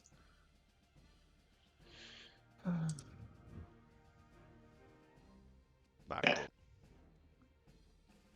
Alright, so Griggs, your turn. You're up a level right now, looking down the stairs at your manticore. Right. Who kind of like shimmers and like glitches a little bit as they swing their clubs through it. So you know that something just tried passing through your illusion. Okay. So, hold person is going to work on this because they're humanoids, correct? Only one way to find out. I'm going. Can I see through my illusion to these people yet, or? I think you would have to descend the stairs because you're looking on a downward angle. You're not going to be able to see outward, per se. Okay, yeah. Sure. So you're going to have to descend a little.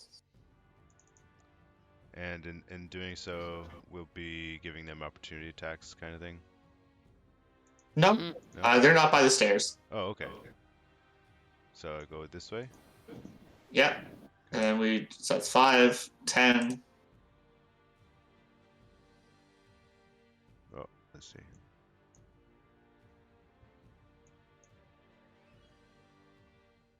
So, okay. Now I can see this one is got a yellow tag. Is he He's the one with the short sword. cool? That's the only one I can see anyway. So I'm gonna try and hold person on that one. All right. So that's a wisdom saving throw. Yeah, and I'll Yeah, give him a portent of what was it, 7?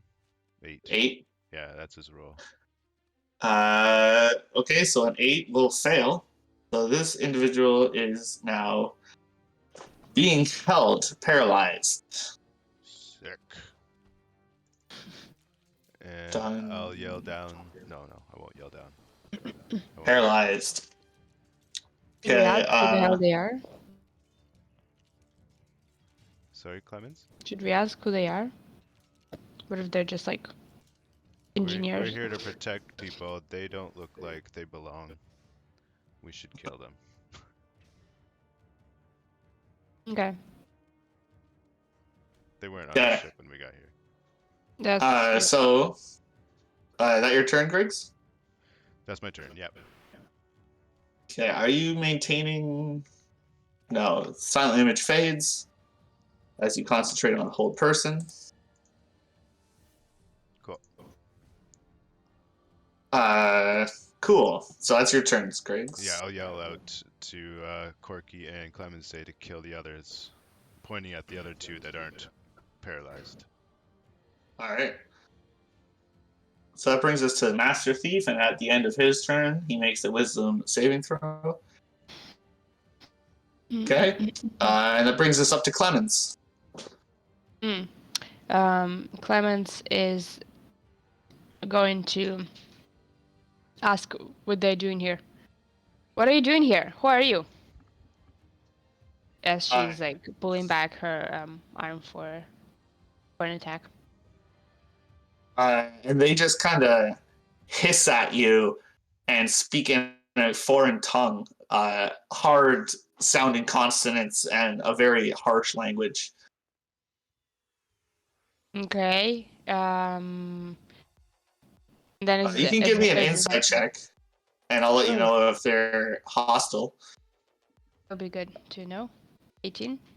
With an 18, you can definitely, like, with the hissing and the way they're looking at you, Yeah. they're raising their club, and you guess that they're not gonna, like, they're not here to talk. In a way, Clemens is relieved, and she uses her action to activate her armor. So she's like. Okay. And I don't know. Before I used to be able to do like a non-dominant hand attack for bonus action. Is this something I can do here as well, or should I wait till next? I'm not sure if you have to do an attack first. But 1 second, offhand.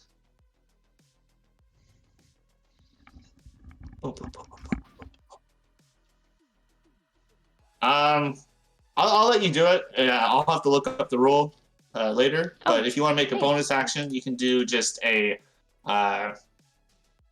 strength check to hit. Strength check to hit. Let's see. Ooh. Okay, so you go and you try to punch this lizard folk, but like which mode are you in? Defense or Defense? Yeah, the guardian one. Okay, so the one with the gauntlets. So you try to come in with a backhand and just try to hit this guy with your backhand, but the gauntlets kind of kick in a little bit, and the thrusters kind of like pull your hand out of the way, and you miss him, and just bash your hand against the wood. Okay. Okay, so you would also need to move up a space to get within 5 feet. Sure. I'll move this way. Okay. Is that your turn, Clemens? Yes, thank you. All right, so Corky. Corky will cast Sacred Flame on the one in front of you. So they need to make a dex save. Failing, so they're going to take 1 point of radiant damage. And that's Corky. What the fuck are those things? And that brings us to lizard folk. So this one needs to make a wisdom saving throw against your sanctuary.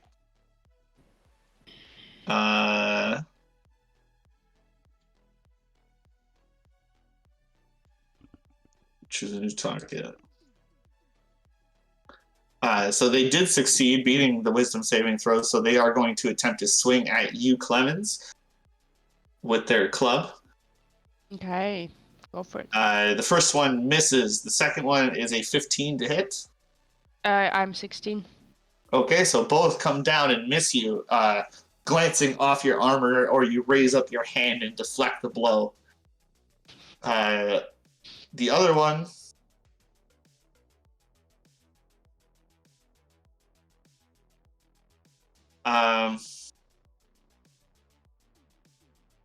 probably hasn't seen Griggs.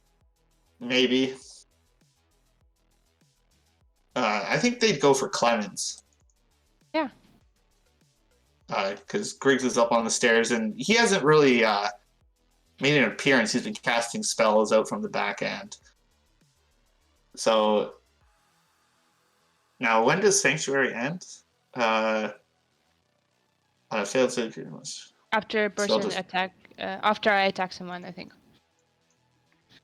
Or If deal the warded damage. creature makes an attack, cast a spell. Okay, so this guy also needs to make a wisdom saving throw. See if he can hit you, and this time he fails, and with no other real valid target, he's just going to lose his turn. And that brings us to Griggs.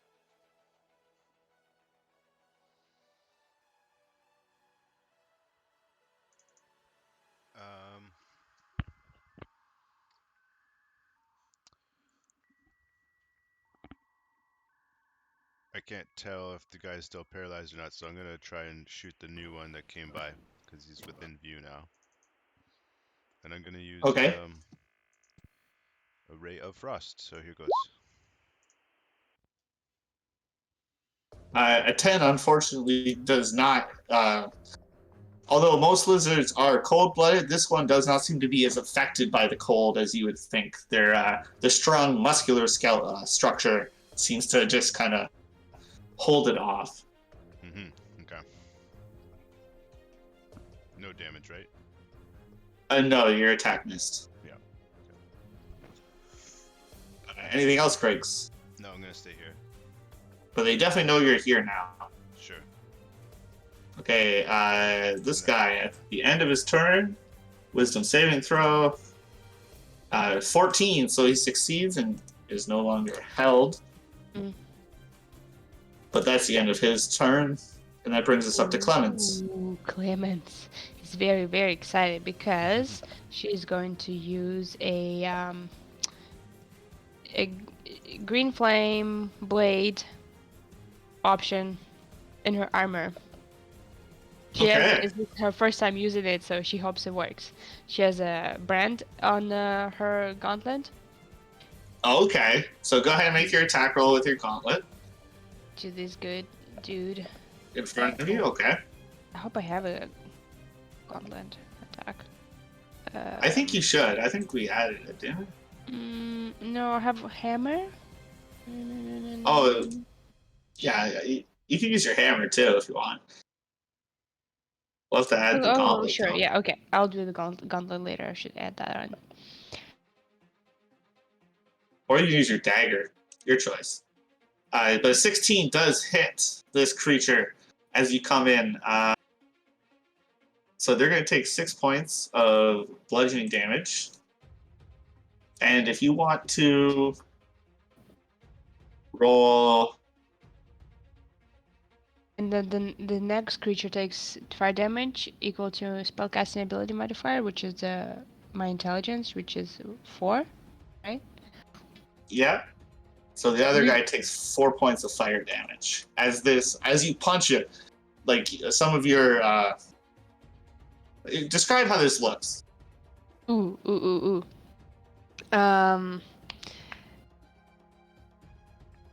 So, as I'm holding the hammer in the gauntlet, you can see this brand activating, and this green acid-looking liquid passes through some tubes, goes into the hammer, and kind of splashes through with when it connects with the lizard, and that makes a splash onto the other guy Nice. as well, who gets burned. Boom. All right. Very cool. Anything else you'd like to do, Clemens? So that was my action, and I guess I'll do a bonus action of defensive field. So I'll get a temporary hit points equal to my level 3. Okay. So So give just like yourself 3 temporary hit points. yeah, activate defensive field. Uh, and did you take that damage from the club? Oh, never mind. Both hit you. Missed you. No, they both miss me, but now the sanctuary is Okay. gone because I Anything else, actually Clemens? I've done damage, so Let's the go. sanctuary is gone. Yeah. I'll take that off. All right. And that's your turn. Yes. So that brings us up to Corky. Go Corky! Go Corky! Again, she's just going to cast Sacred Flame against that one. Going to make a dex save. Succeeding this time, so unfortunately this one is not going to take damage. And that brings us up to the lizard folk. I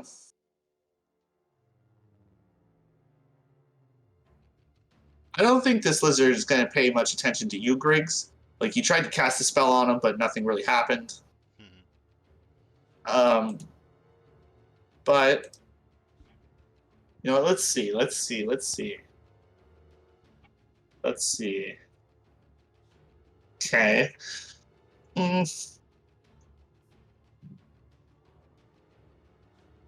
Yeah, so they're both going to attack Clemens. Do it. So the first one swings twice. The first one misses, but the second one is a critical hit for 9 damage. Okay. And the second one swings, missing both times. And they're just hissing, and they're trying to keep quiet. They're not yelling or anything. And that brings us to Griggs.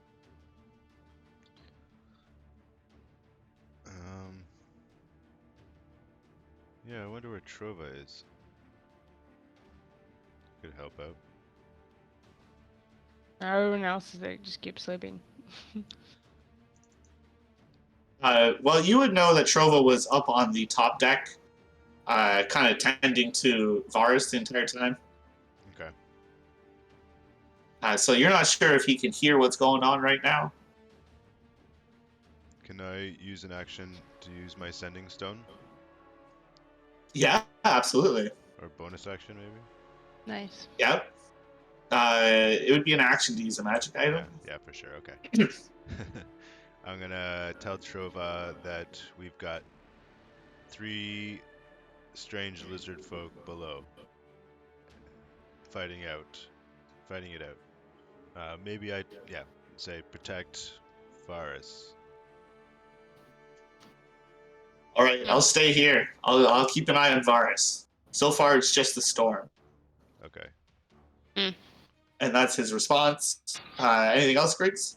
So that's your action. Yeah, I don't have any bonus spells. I'm gonna have to make sure next time when I learn a spell to put some bonus. Misty Step is a good one. Is it? Yeah.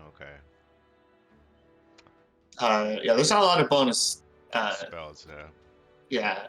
Bonus action. But there are some. But yeah. Okay. Anything else? No, that's all. Yeah. All right.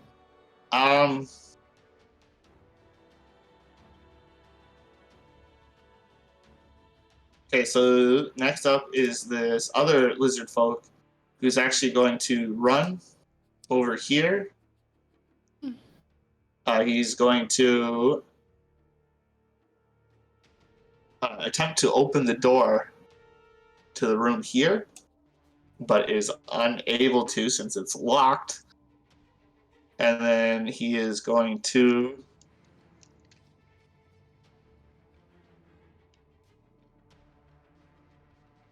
kick the door in, I think. What's in the door? Probably Regis B song or somebody else. So he's going to do a strength check. Actually, what's his intelligence? 11. Okay, I think what he's going to do is he's going to take a short sword and jam it into the door as like a pry bar, and try to give him. And he's going to try to crack this door open. So I'm going to give him advantage because he's being smart. Well, he would have succeeded. He would have succeeded with the 21 anyway. So he cracks open the door. That's his action, though.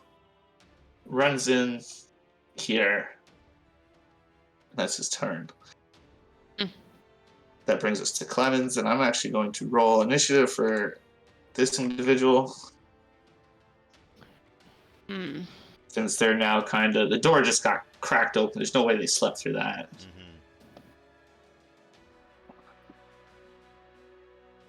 Perfect, at the bottom. Next up is Clemens. Interesting. What should I do? Ooh. Thunderwave would be fun. It wouldn't... Like, Clemens is pretty smart, so... she would know if Thunderwave would damage the ship. Can she use Thunderwave inside the ship, or...? That's an excellent question. Do you want me to drop the... Yeah, if you don't mind putting it in chat. Yep.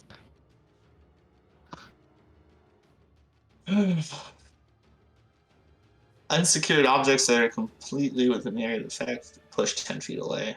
It doesn't say anything about damaging anything, so you'd be fine. Okay, cool. I'll just make like those. Yeah, a chair might get pushed across the room, but that'd be about it.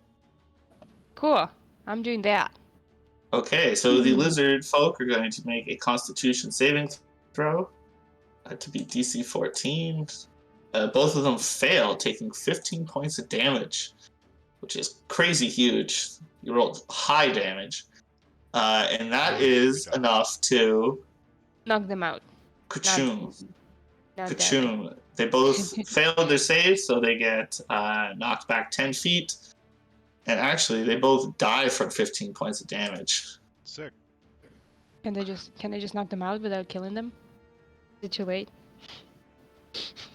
I don't think you can.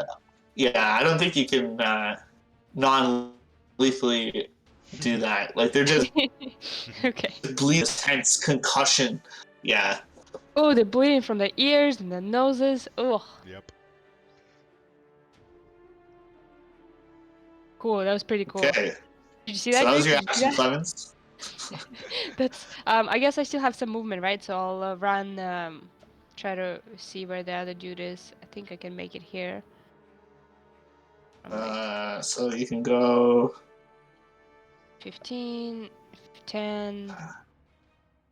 It's 20 feet. Oh, it's only 20. Okay, cool. Get in there. So Save I'm getting in there. So you can't pass through an enemy space, so you'd have to stay outside the door. Okay. Can you make me see what's inside? Oh, yeah, there must be a door. I can only see you. Yeah, where's the... Right. Okay, 1 second. No, I don't think I have any bonus actions I can use. Push is a full action, right, or anything like that, so... Yeah, that'd be a full action. Can I... Yeah, I'm just there. That's my turn.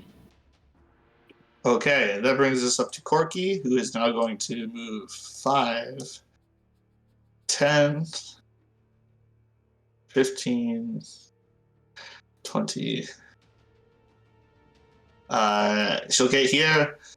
Is everybody all right? How's everyone doing? The fuck happened? All is good, lady bro. I'm here. 18 out of 27.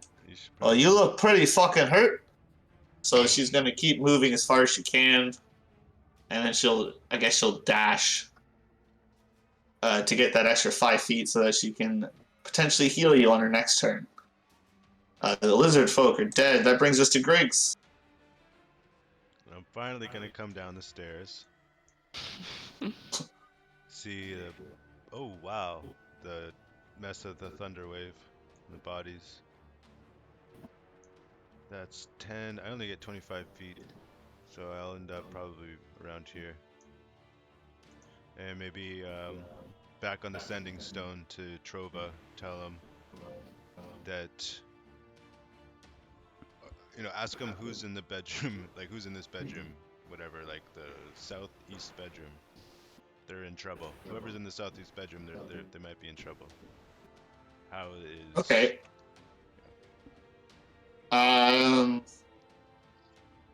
He'll reply saying, "That's Regis's room."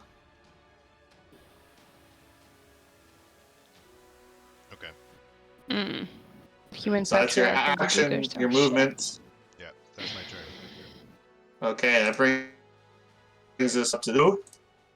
On his turn, he's going to attempt to hit Regis. Can I use my reaction to like unhelp him? I, I don't think you could unhelp him.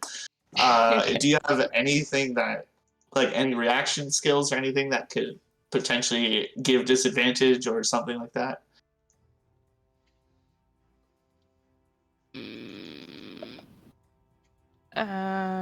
Observe elements? No. That's not going to help you. Yeah, then I don't think I have anything. All right, so you're just going to see this lizard folk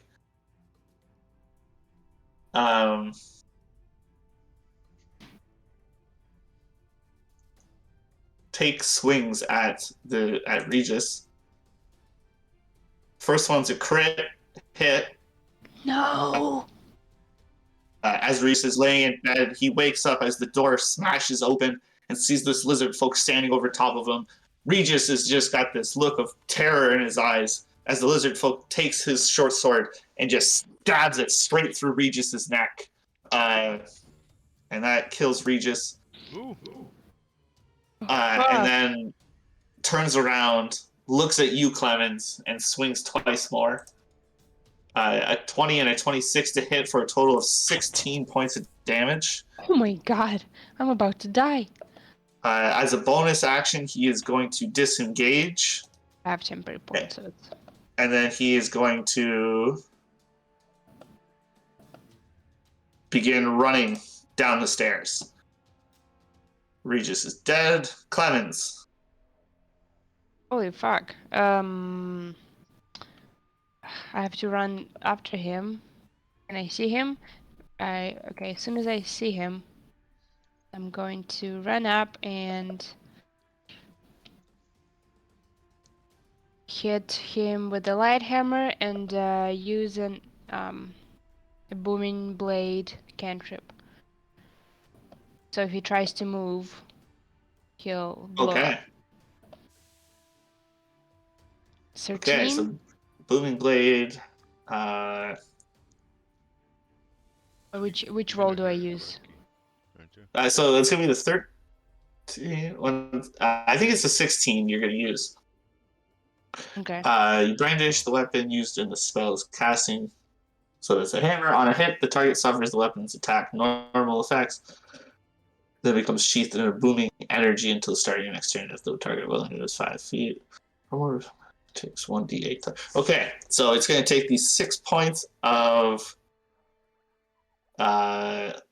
bludgeoning damage, and it becomes wreathed in this arcane energy that will attack if he moves. Sweet. Yes! Okay, anything else, Clemens? Who's the badass? I'm the badass. No, that's it. Alright, Corky is going to run up, touch you, cast Cure Wounds. Oh, thank you. So you're going to heal, unfortunately, for just 3 points.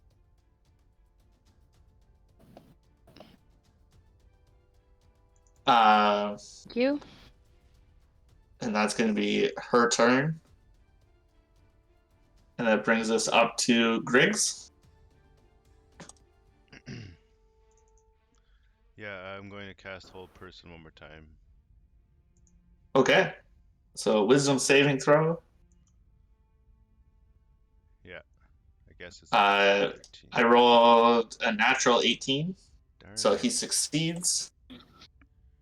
Okay. Anything else, Griggs?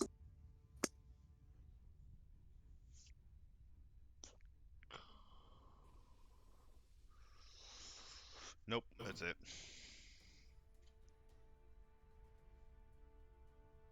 Just trying to get a good mental image of this guy as he runs away. All right, give me a perception check. Let's see what kind of details you pull off of your glance. I mean, where's it gonna go? We're in a flying ship in the middle of a... I don't know. Jump out the There. bottom. 20. Okay. So with a 20, you get a good look at this guy, and you can see like he's got a few scars on his body. Um, like easily identifiable marks if you ever come across this individual again. Cool. You got a pretty good bead on this creature. So that's your turn, Griggs? Yeah. All right, so the Master Thief, he is going to run. So he's going to take the 8 points of thunder damage. You get an opportunity attack, Clemens. Oh, yeah. There you go. Boom. A 15, unfortunately, does not quite connect. Oh, wow. Armor class is 16. This guy, he's just quick and nimble. He's able to, he sees it coming and just kind of ducks out of the way as he's running down the stairs. So it's Oh, sorry, Clemens. 5, I meant to give you. 10, 15. Well, damn. Oh, no. Okay. Slippery amphibian. That brings us up to Clemens. Well, keep. Where did he go downstairs? He ran down the stairs, yeah. I'm gonna follow him. So it's so you jump over the banister, land on the stairs. So that's 5, 10, Oh, well, I'm so fast. 15, 20. So you get down to the bottom of the stairs, and you can see the windows open here, and there's a hook, like a grappling hook. Yeah. On there, and there's a rope leading out the window. I look down. Can I look down? Yeah, you can look down. It's pouring rain outside.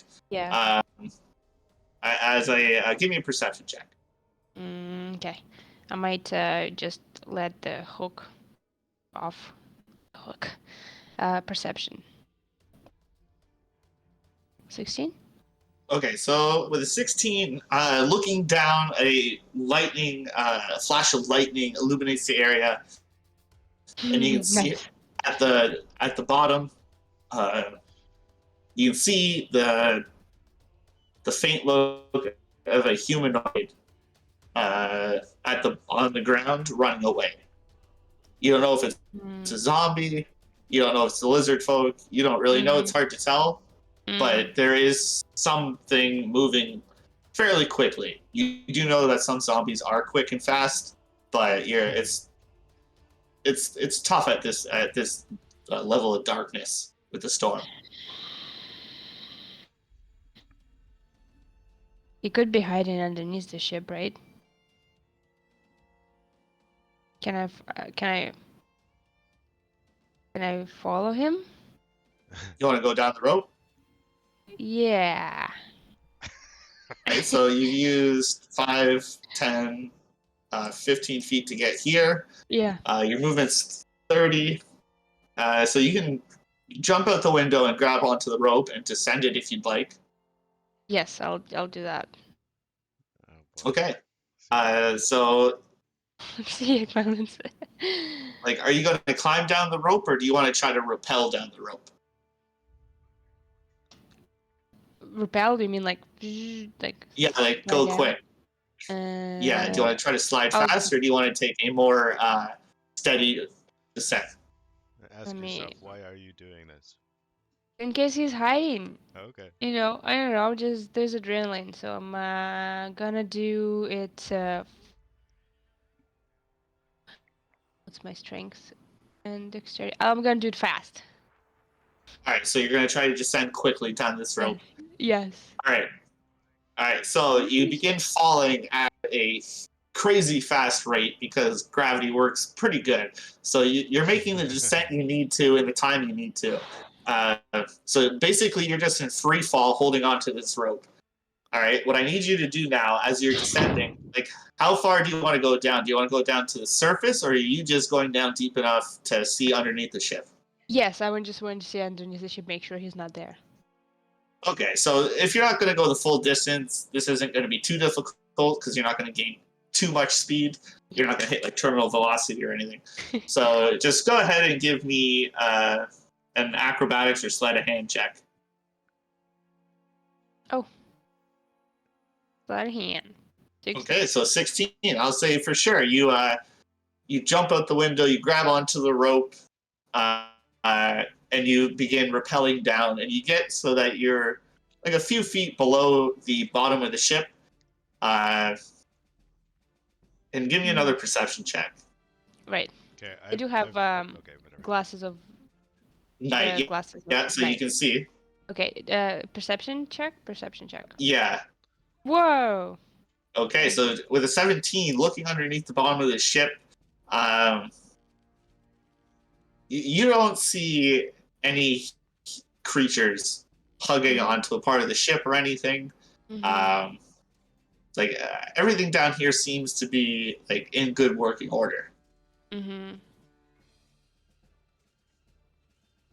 Okay. And how? Okay. How far are we from the ground?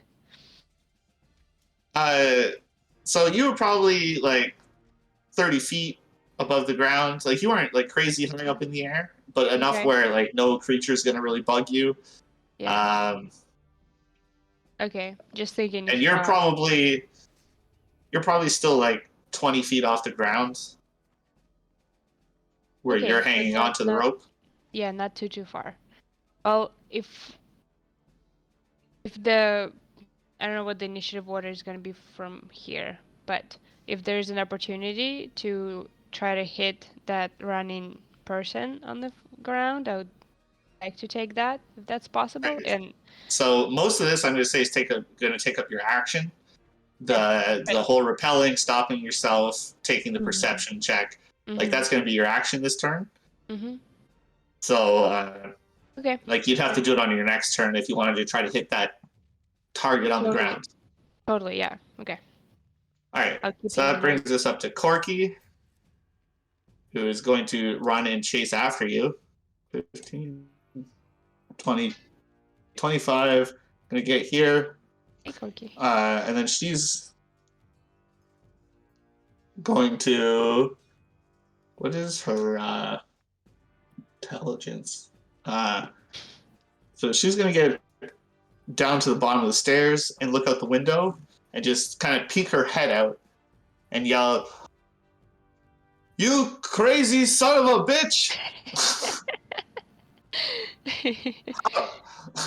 What? How are you doing? How are you doing down there? I can't help you from up here. And she's just kind of like screaming out the window to you. And that's going to bring us up to Griggs. Griggs is going to go into Regis's if he makes it there. Yeah, he just wants to go see Regis for himself because I don't know if they said who died in there. No, actually, we didn't. But Right. So you walk in and you can see this human male with the pencil mustache, and he's just got this huge gash in his neck. Okay. I'll use the sending stone as my action to tell Trova the bad news that we weren't able to stop the lizard in time, and he's running away now, and Regis is dead. That's not good.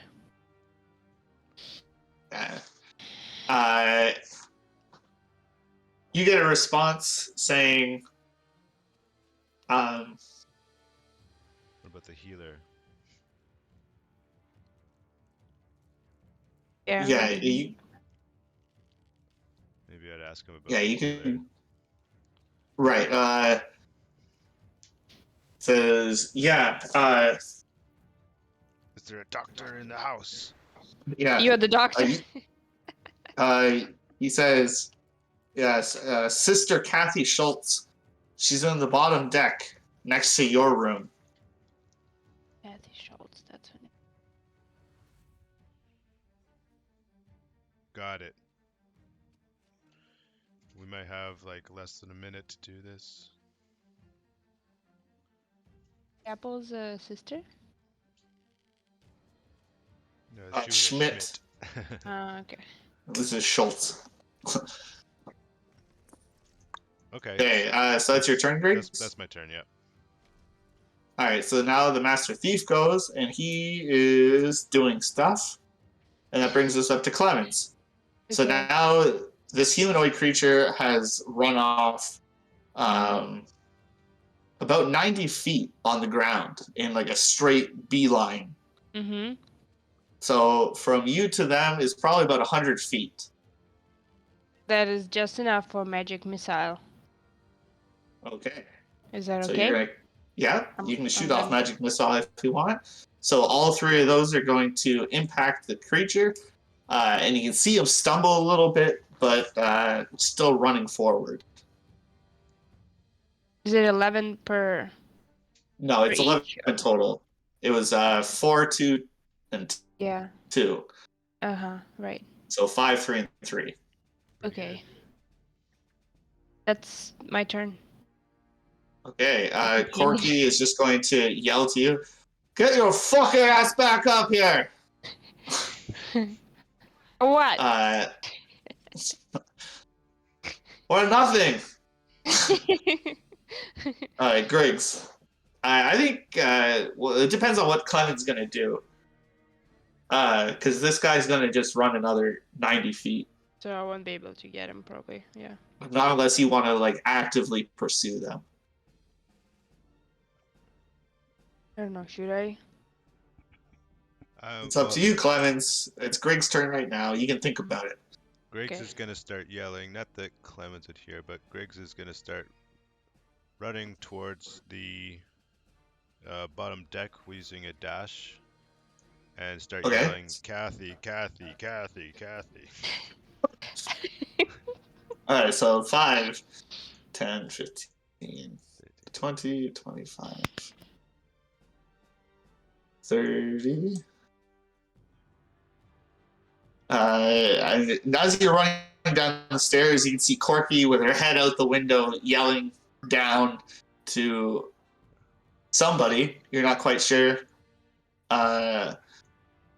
35, 40, 45, 50. So you can get about there if you want to just keep running towards her room. Yeah, totally. I'll just All notice right. Corky at the window, but I'll start yelling for Kathy. Kathy, Kathy, Kathy. All right, so this creature down there, Clemens, continues dashing, and that brings us up to you. Yeah, I think I'll have to come back. I won't be able to catch up with that fast lizard. I have short legs. All right, so we will just clear the initiative order then. And we'll just keep going from there.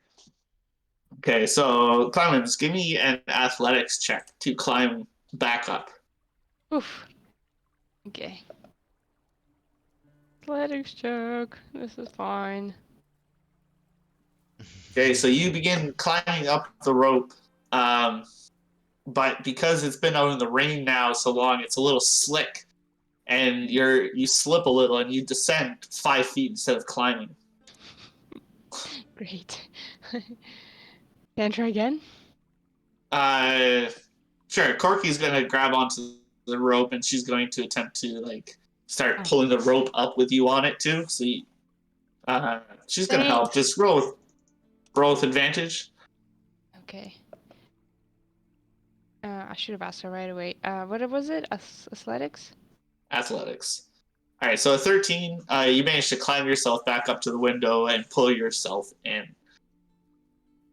I tumble down the floor and make a puddle from the wet rain. Okay.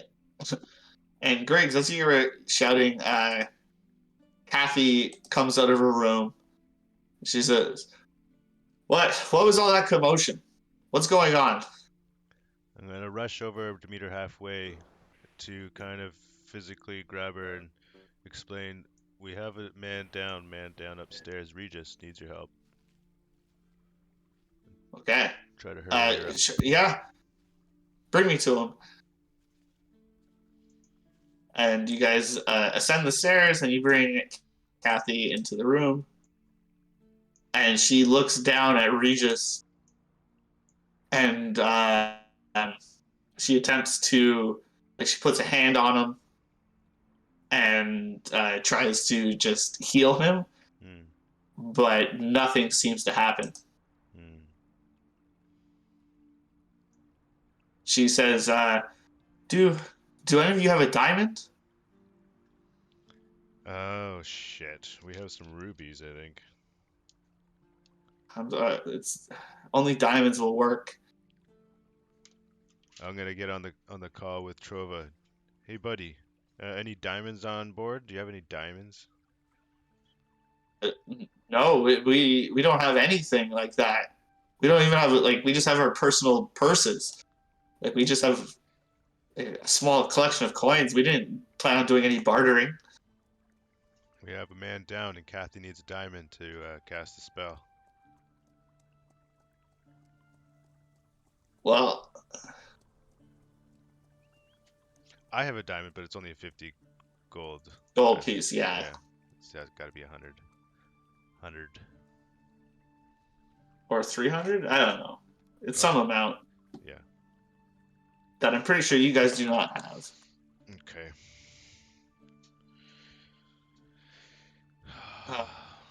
300 gold piece diamond.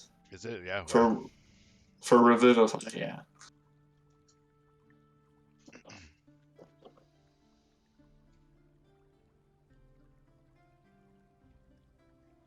I guess it gets quiet in the room as we all realize there's no diamonds. That there's nothing you guys can do at this point in time.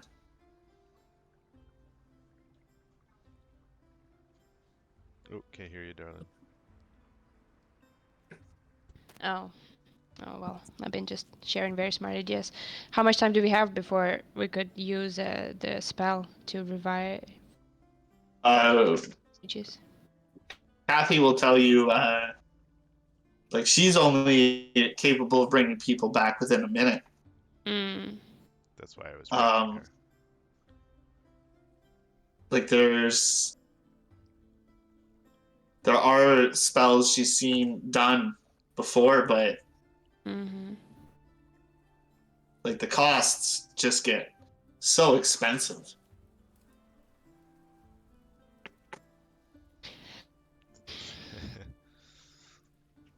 Like, she'll say, like, raise dead is 500 gold pieces, and that's only good for no longer than 10 days. But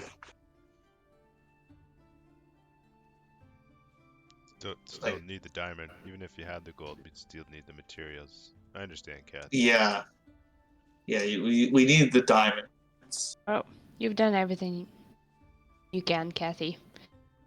And yeah. She says, "I'll prepare the body for a funeral." Clemens is she gonna put a couple coins on Regis's eyes because she knows The that's what they eyes. do at the diggers. Yeah. Yeah. Yeah. Okay, so you place a couple gold coins on Regis's eyes, Gold, eh? Ooh. Did I say or gold? Did I say you gold? said a couple coins. I meant some fake ones. Sure, You I'll put good ones. you just said coins, so Yeah. that's up to you. What kind of coins? I put gold ones. It's respect. He's from a Wow. faction Okay, that so I mark really off like. 2 gold pieces. Chris, mark that off, please. No, no, no. No, mark it off. I mean, how much did I get? 32 coins I had, so now I have 30.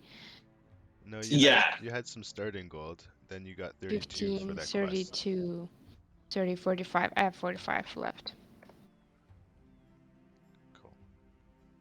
And as soon as you get back up, Clemens, uh, um, what's her name? Kathy. She's going to heal you up a little bit. Oh, thanks. Thanks, lady bro.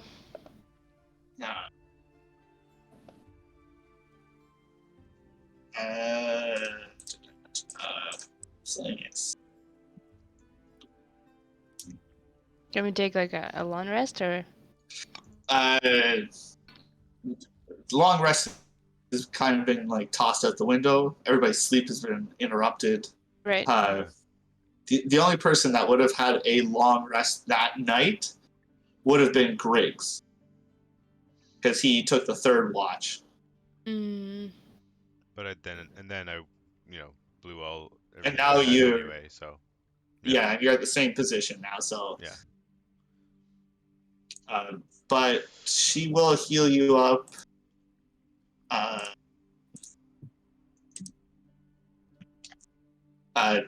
21 points of healing, woo! Clemens.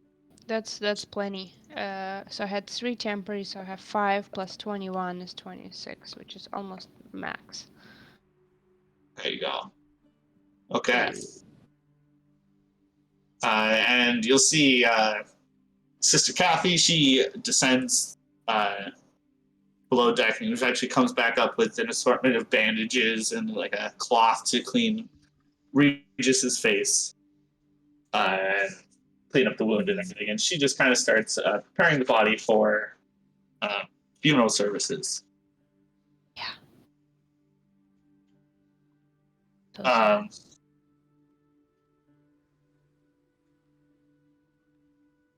But basically, after this, the storm eventually subsides, and you guys continue on your way, a little more sullen towards the energy globule. Yeah. Can I check one of the the lizard's bodies for a medallion or that symbol? I was just thinking of checking the Yep. bodies. You can give me an investigation check or perception, your choice. I think I'm going to investigate. Yeah, baby. Oh wow. Yeah. Yeah, so Griggs, you're taking a thorough look over these bodies, and while they don't carry anything on them apart from the weapons that they had, you do see there is a small like brand on their body in the shape of the skull and octopus Oh tentacles. my. No way. Like seared into their skin or whatever. Yeah, it's small. It's not very big. Yeah. But it is like at the base of their neck where it connects to the torso. Okay. Like a small little brand. It's covered by their cloak for the most part, but you took the cloak off and took a good look at them, and yeah, you see this small little brand. Cool. Why would they attack Regis? Yeah. Lots of mysteries, lots of questions. I would share this with Trova at some point, whenever it's convenient. Do you let anybody else know? Yeah, I let Clemens know. Thank you. Not Corky. I don't let Corky know. What? But you just informed Clemens and Trova. Yeah. Okay. Why Good don't to you like know. Corky? I've been too free with my information, I think. I only really trust you and Trova at this point. Oh. Okay. How did they know we were coming? How did, they knew that the ship was going to be overhead for them to get on with a hook. They knew who was going to be on the ship. So, we got this mission from somebody. They definitely know where that ship would be. Corky works with them. I just want to keep it between us. I respect that.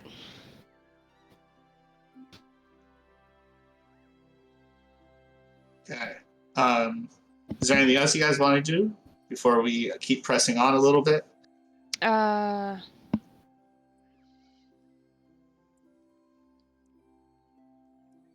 Can we like investigate to see what rooms they have been to, or if they touched anything, like anything from there where they entered? Perhaps is it the same window that I saw? Sure. Or... Give me an investigation check, Clemens.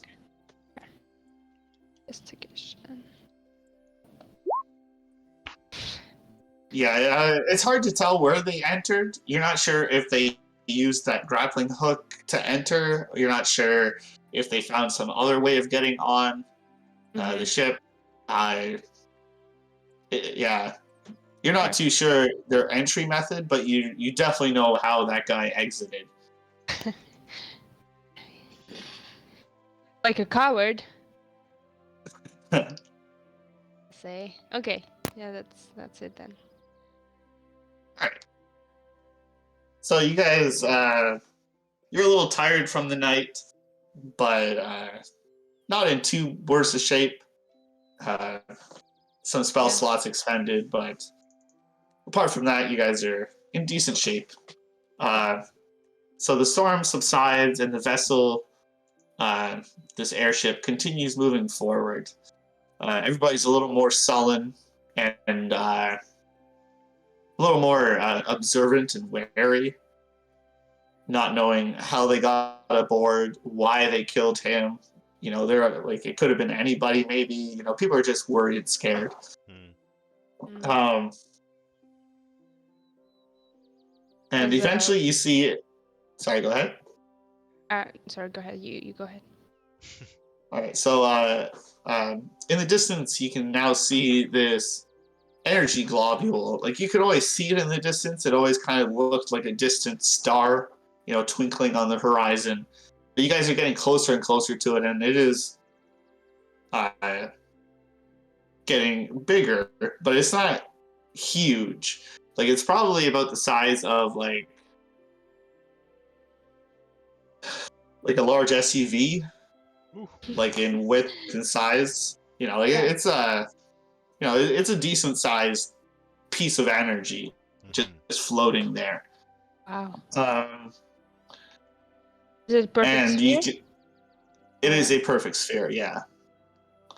Just radiating energy and light. And as you get closer to it, you can see there is, at first it just looked like the ground was just darker around it. But as you get closer to it, you can see that it is surrounded by hundreds of zombies, all just kind of staring at it. They're all just facing inward at this globule, just kind of focused on it, like they're not trying to get to it, but they're all kind of entranced by it. Right? It's not like a moth to a flame or a bug to a bug zapper. Like, they're not walking into it or anything, but they're all just kind of just staring at it. Most of them actually look quite withered and frail, these zombies. Like they've been standing here for God knows how long, while others are a little bit fresher.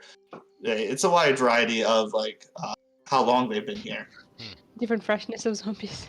Yeah, different freshnesses of zombies, and you can see somewhere like different sizes. There are some creatures, there's some beasts, like there's a wide assortment of zombies here.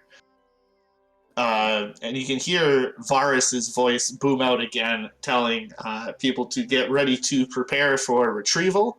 And you can see Trova begins descending below deck, along with a couple of crew hands.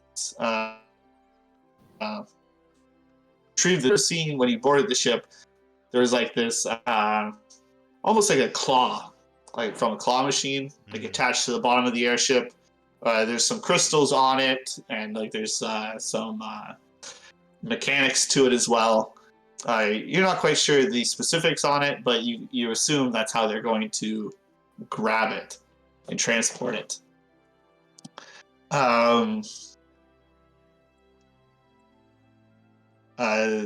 Varus begins to ascend the ship even higher to get above this energy globule, and you guys all you center above it. What are you all doing? Like, what's Griggs and Clemens doing as all this is happening?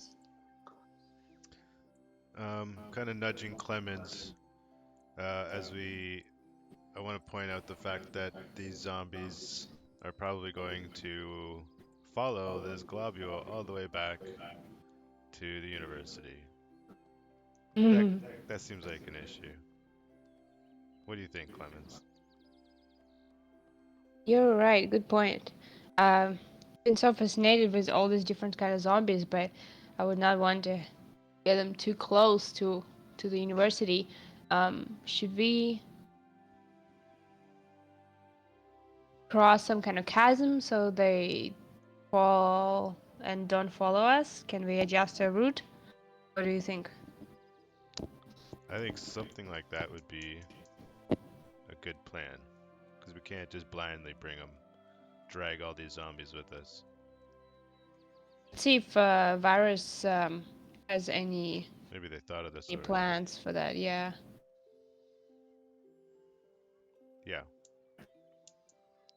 Maybe I'll get on the stone with Trova and share our concerns.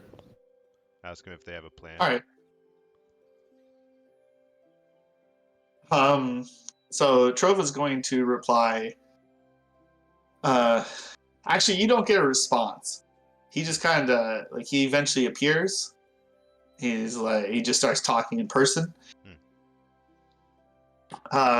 He says, "Yes, we did have concerns about this,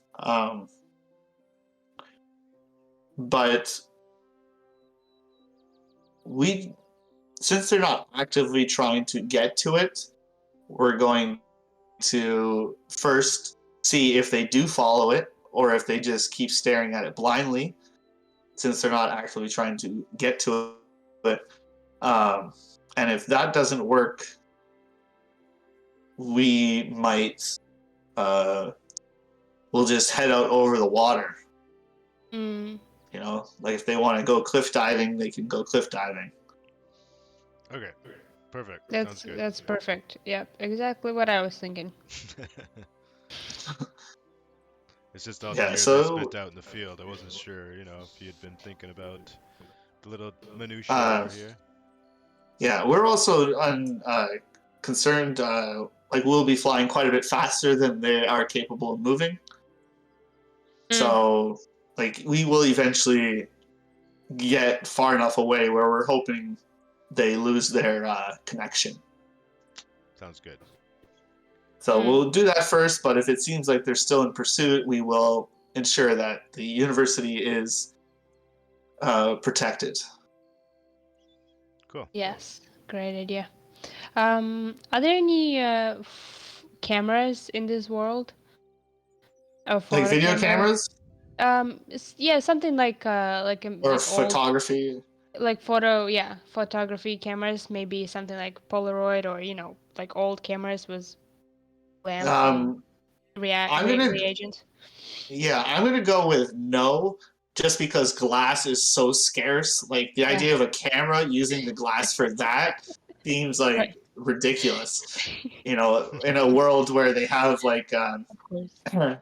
illusion spells and stuff.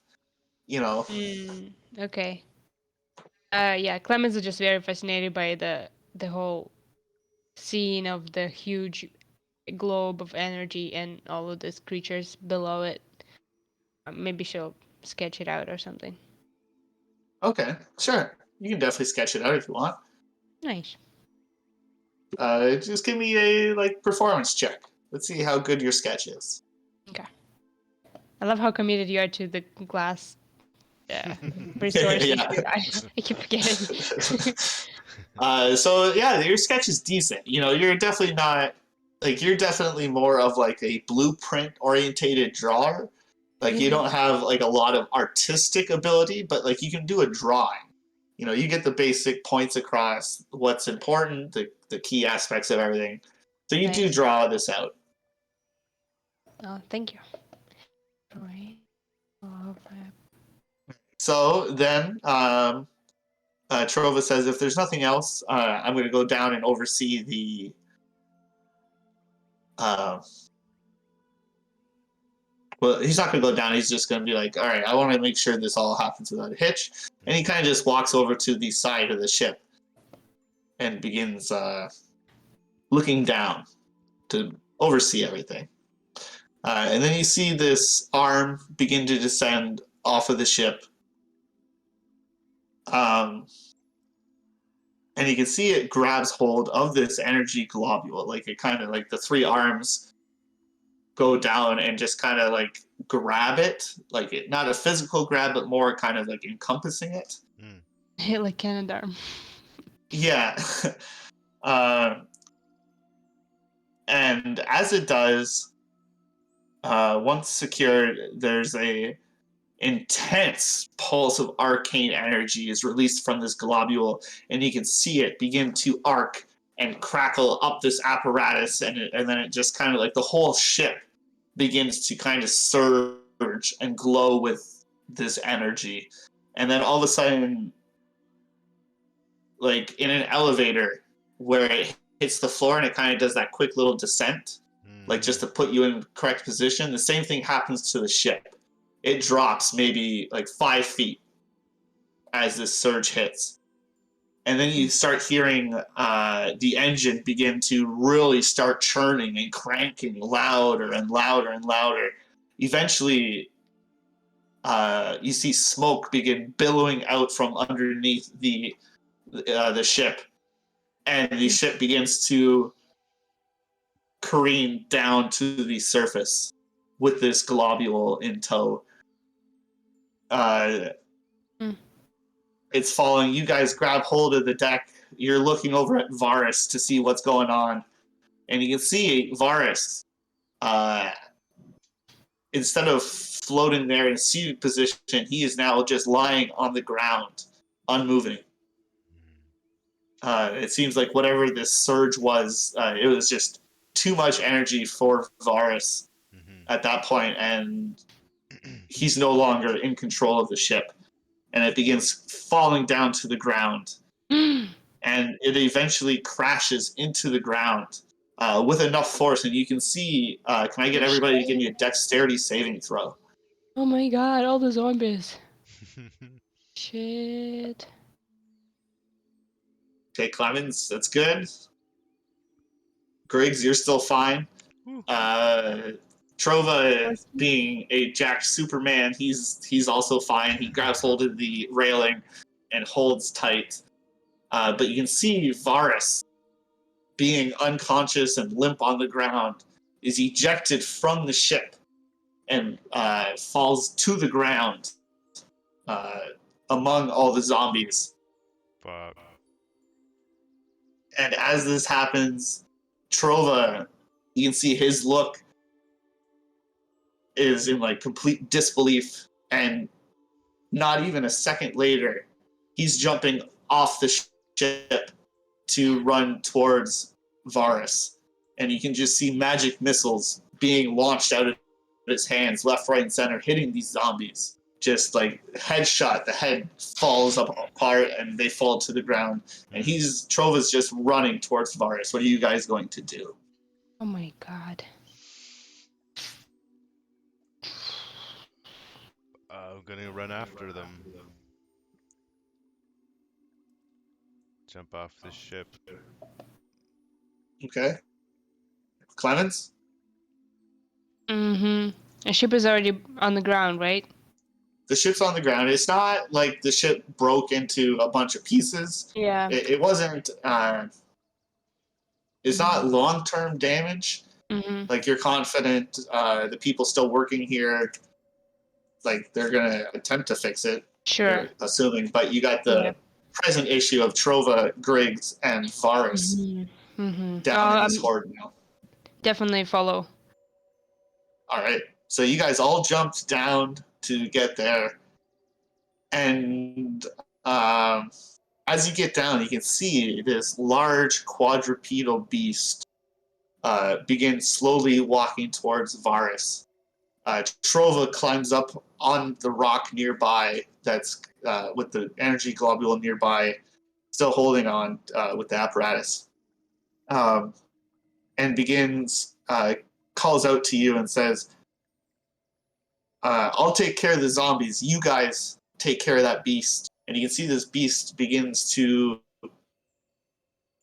kind of like glow and shimmer, and all of a sudden there's 2 of them, and then 3 of them, and then the tails on all of them it has 4 or 5 different tails, and they just begin to perk up as a scorpion's tail does, and it begins slowly moving towards Varus. Yeah. And that's where we're gonna end our session today, I think. Pretty good, man. Oh. Pretty good.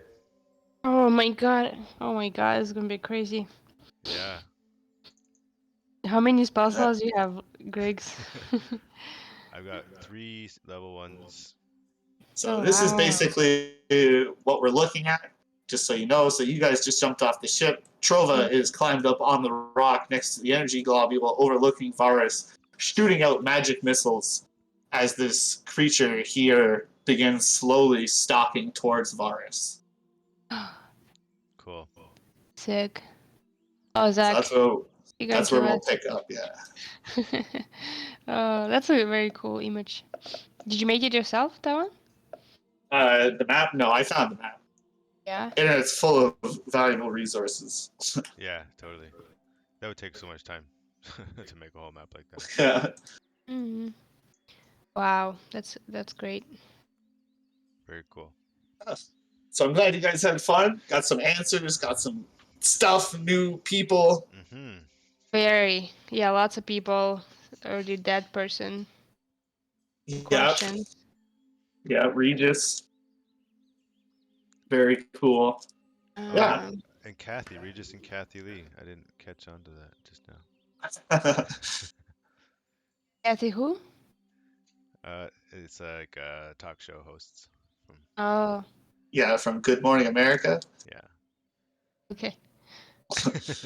Who cares? I don't know. Cool, man. A lot of references. It was pretty sick. Oh wow.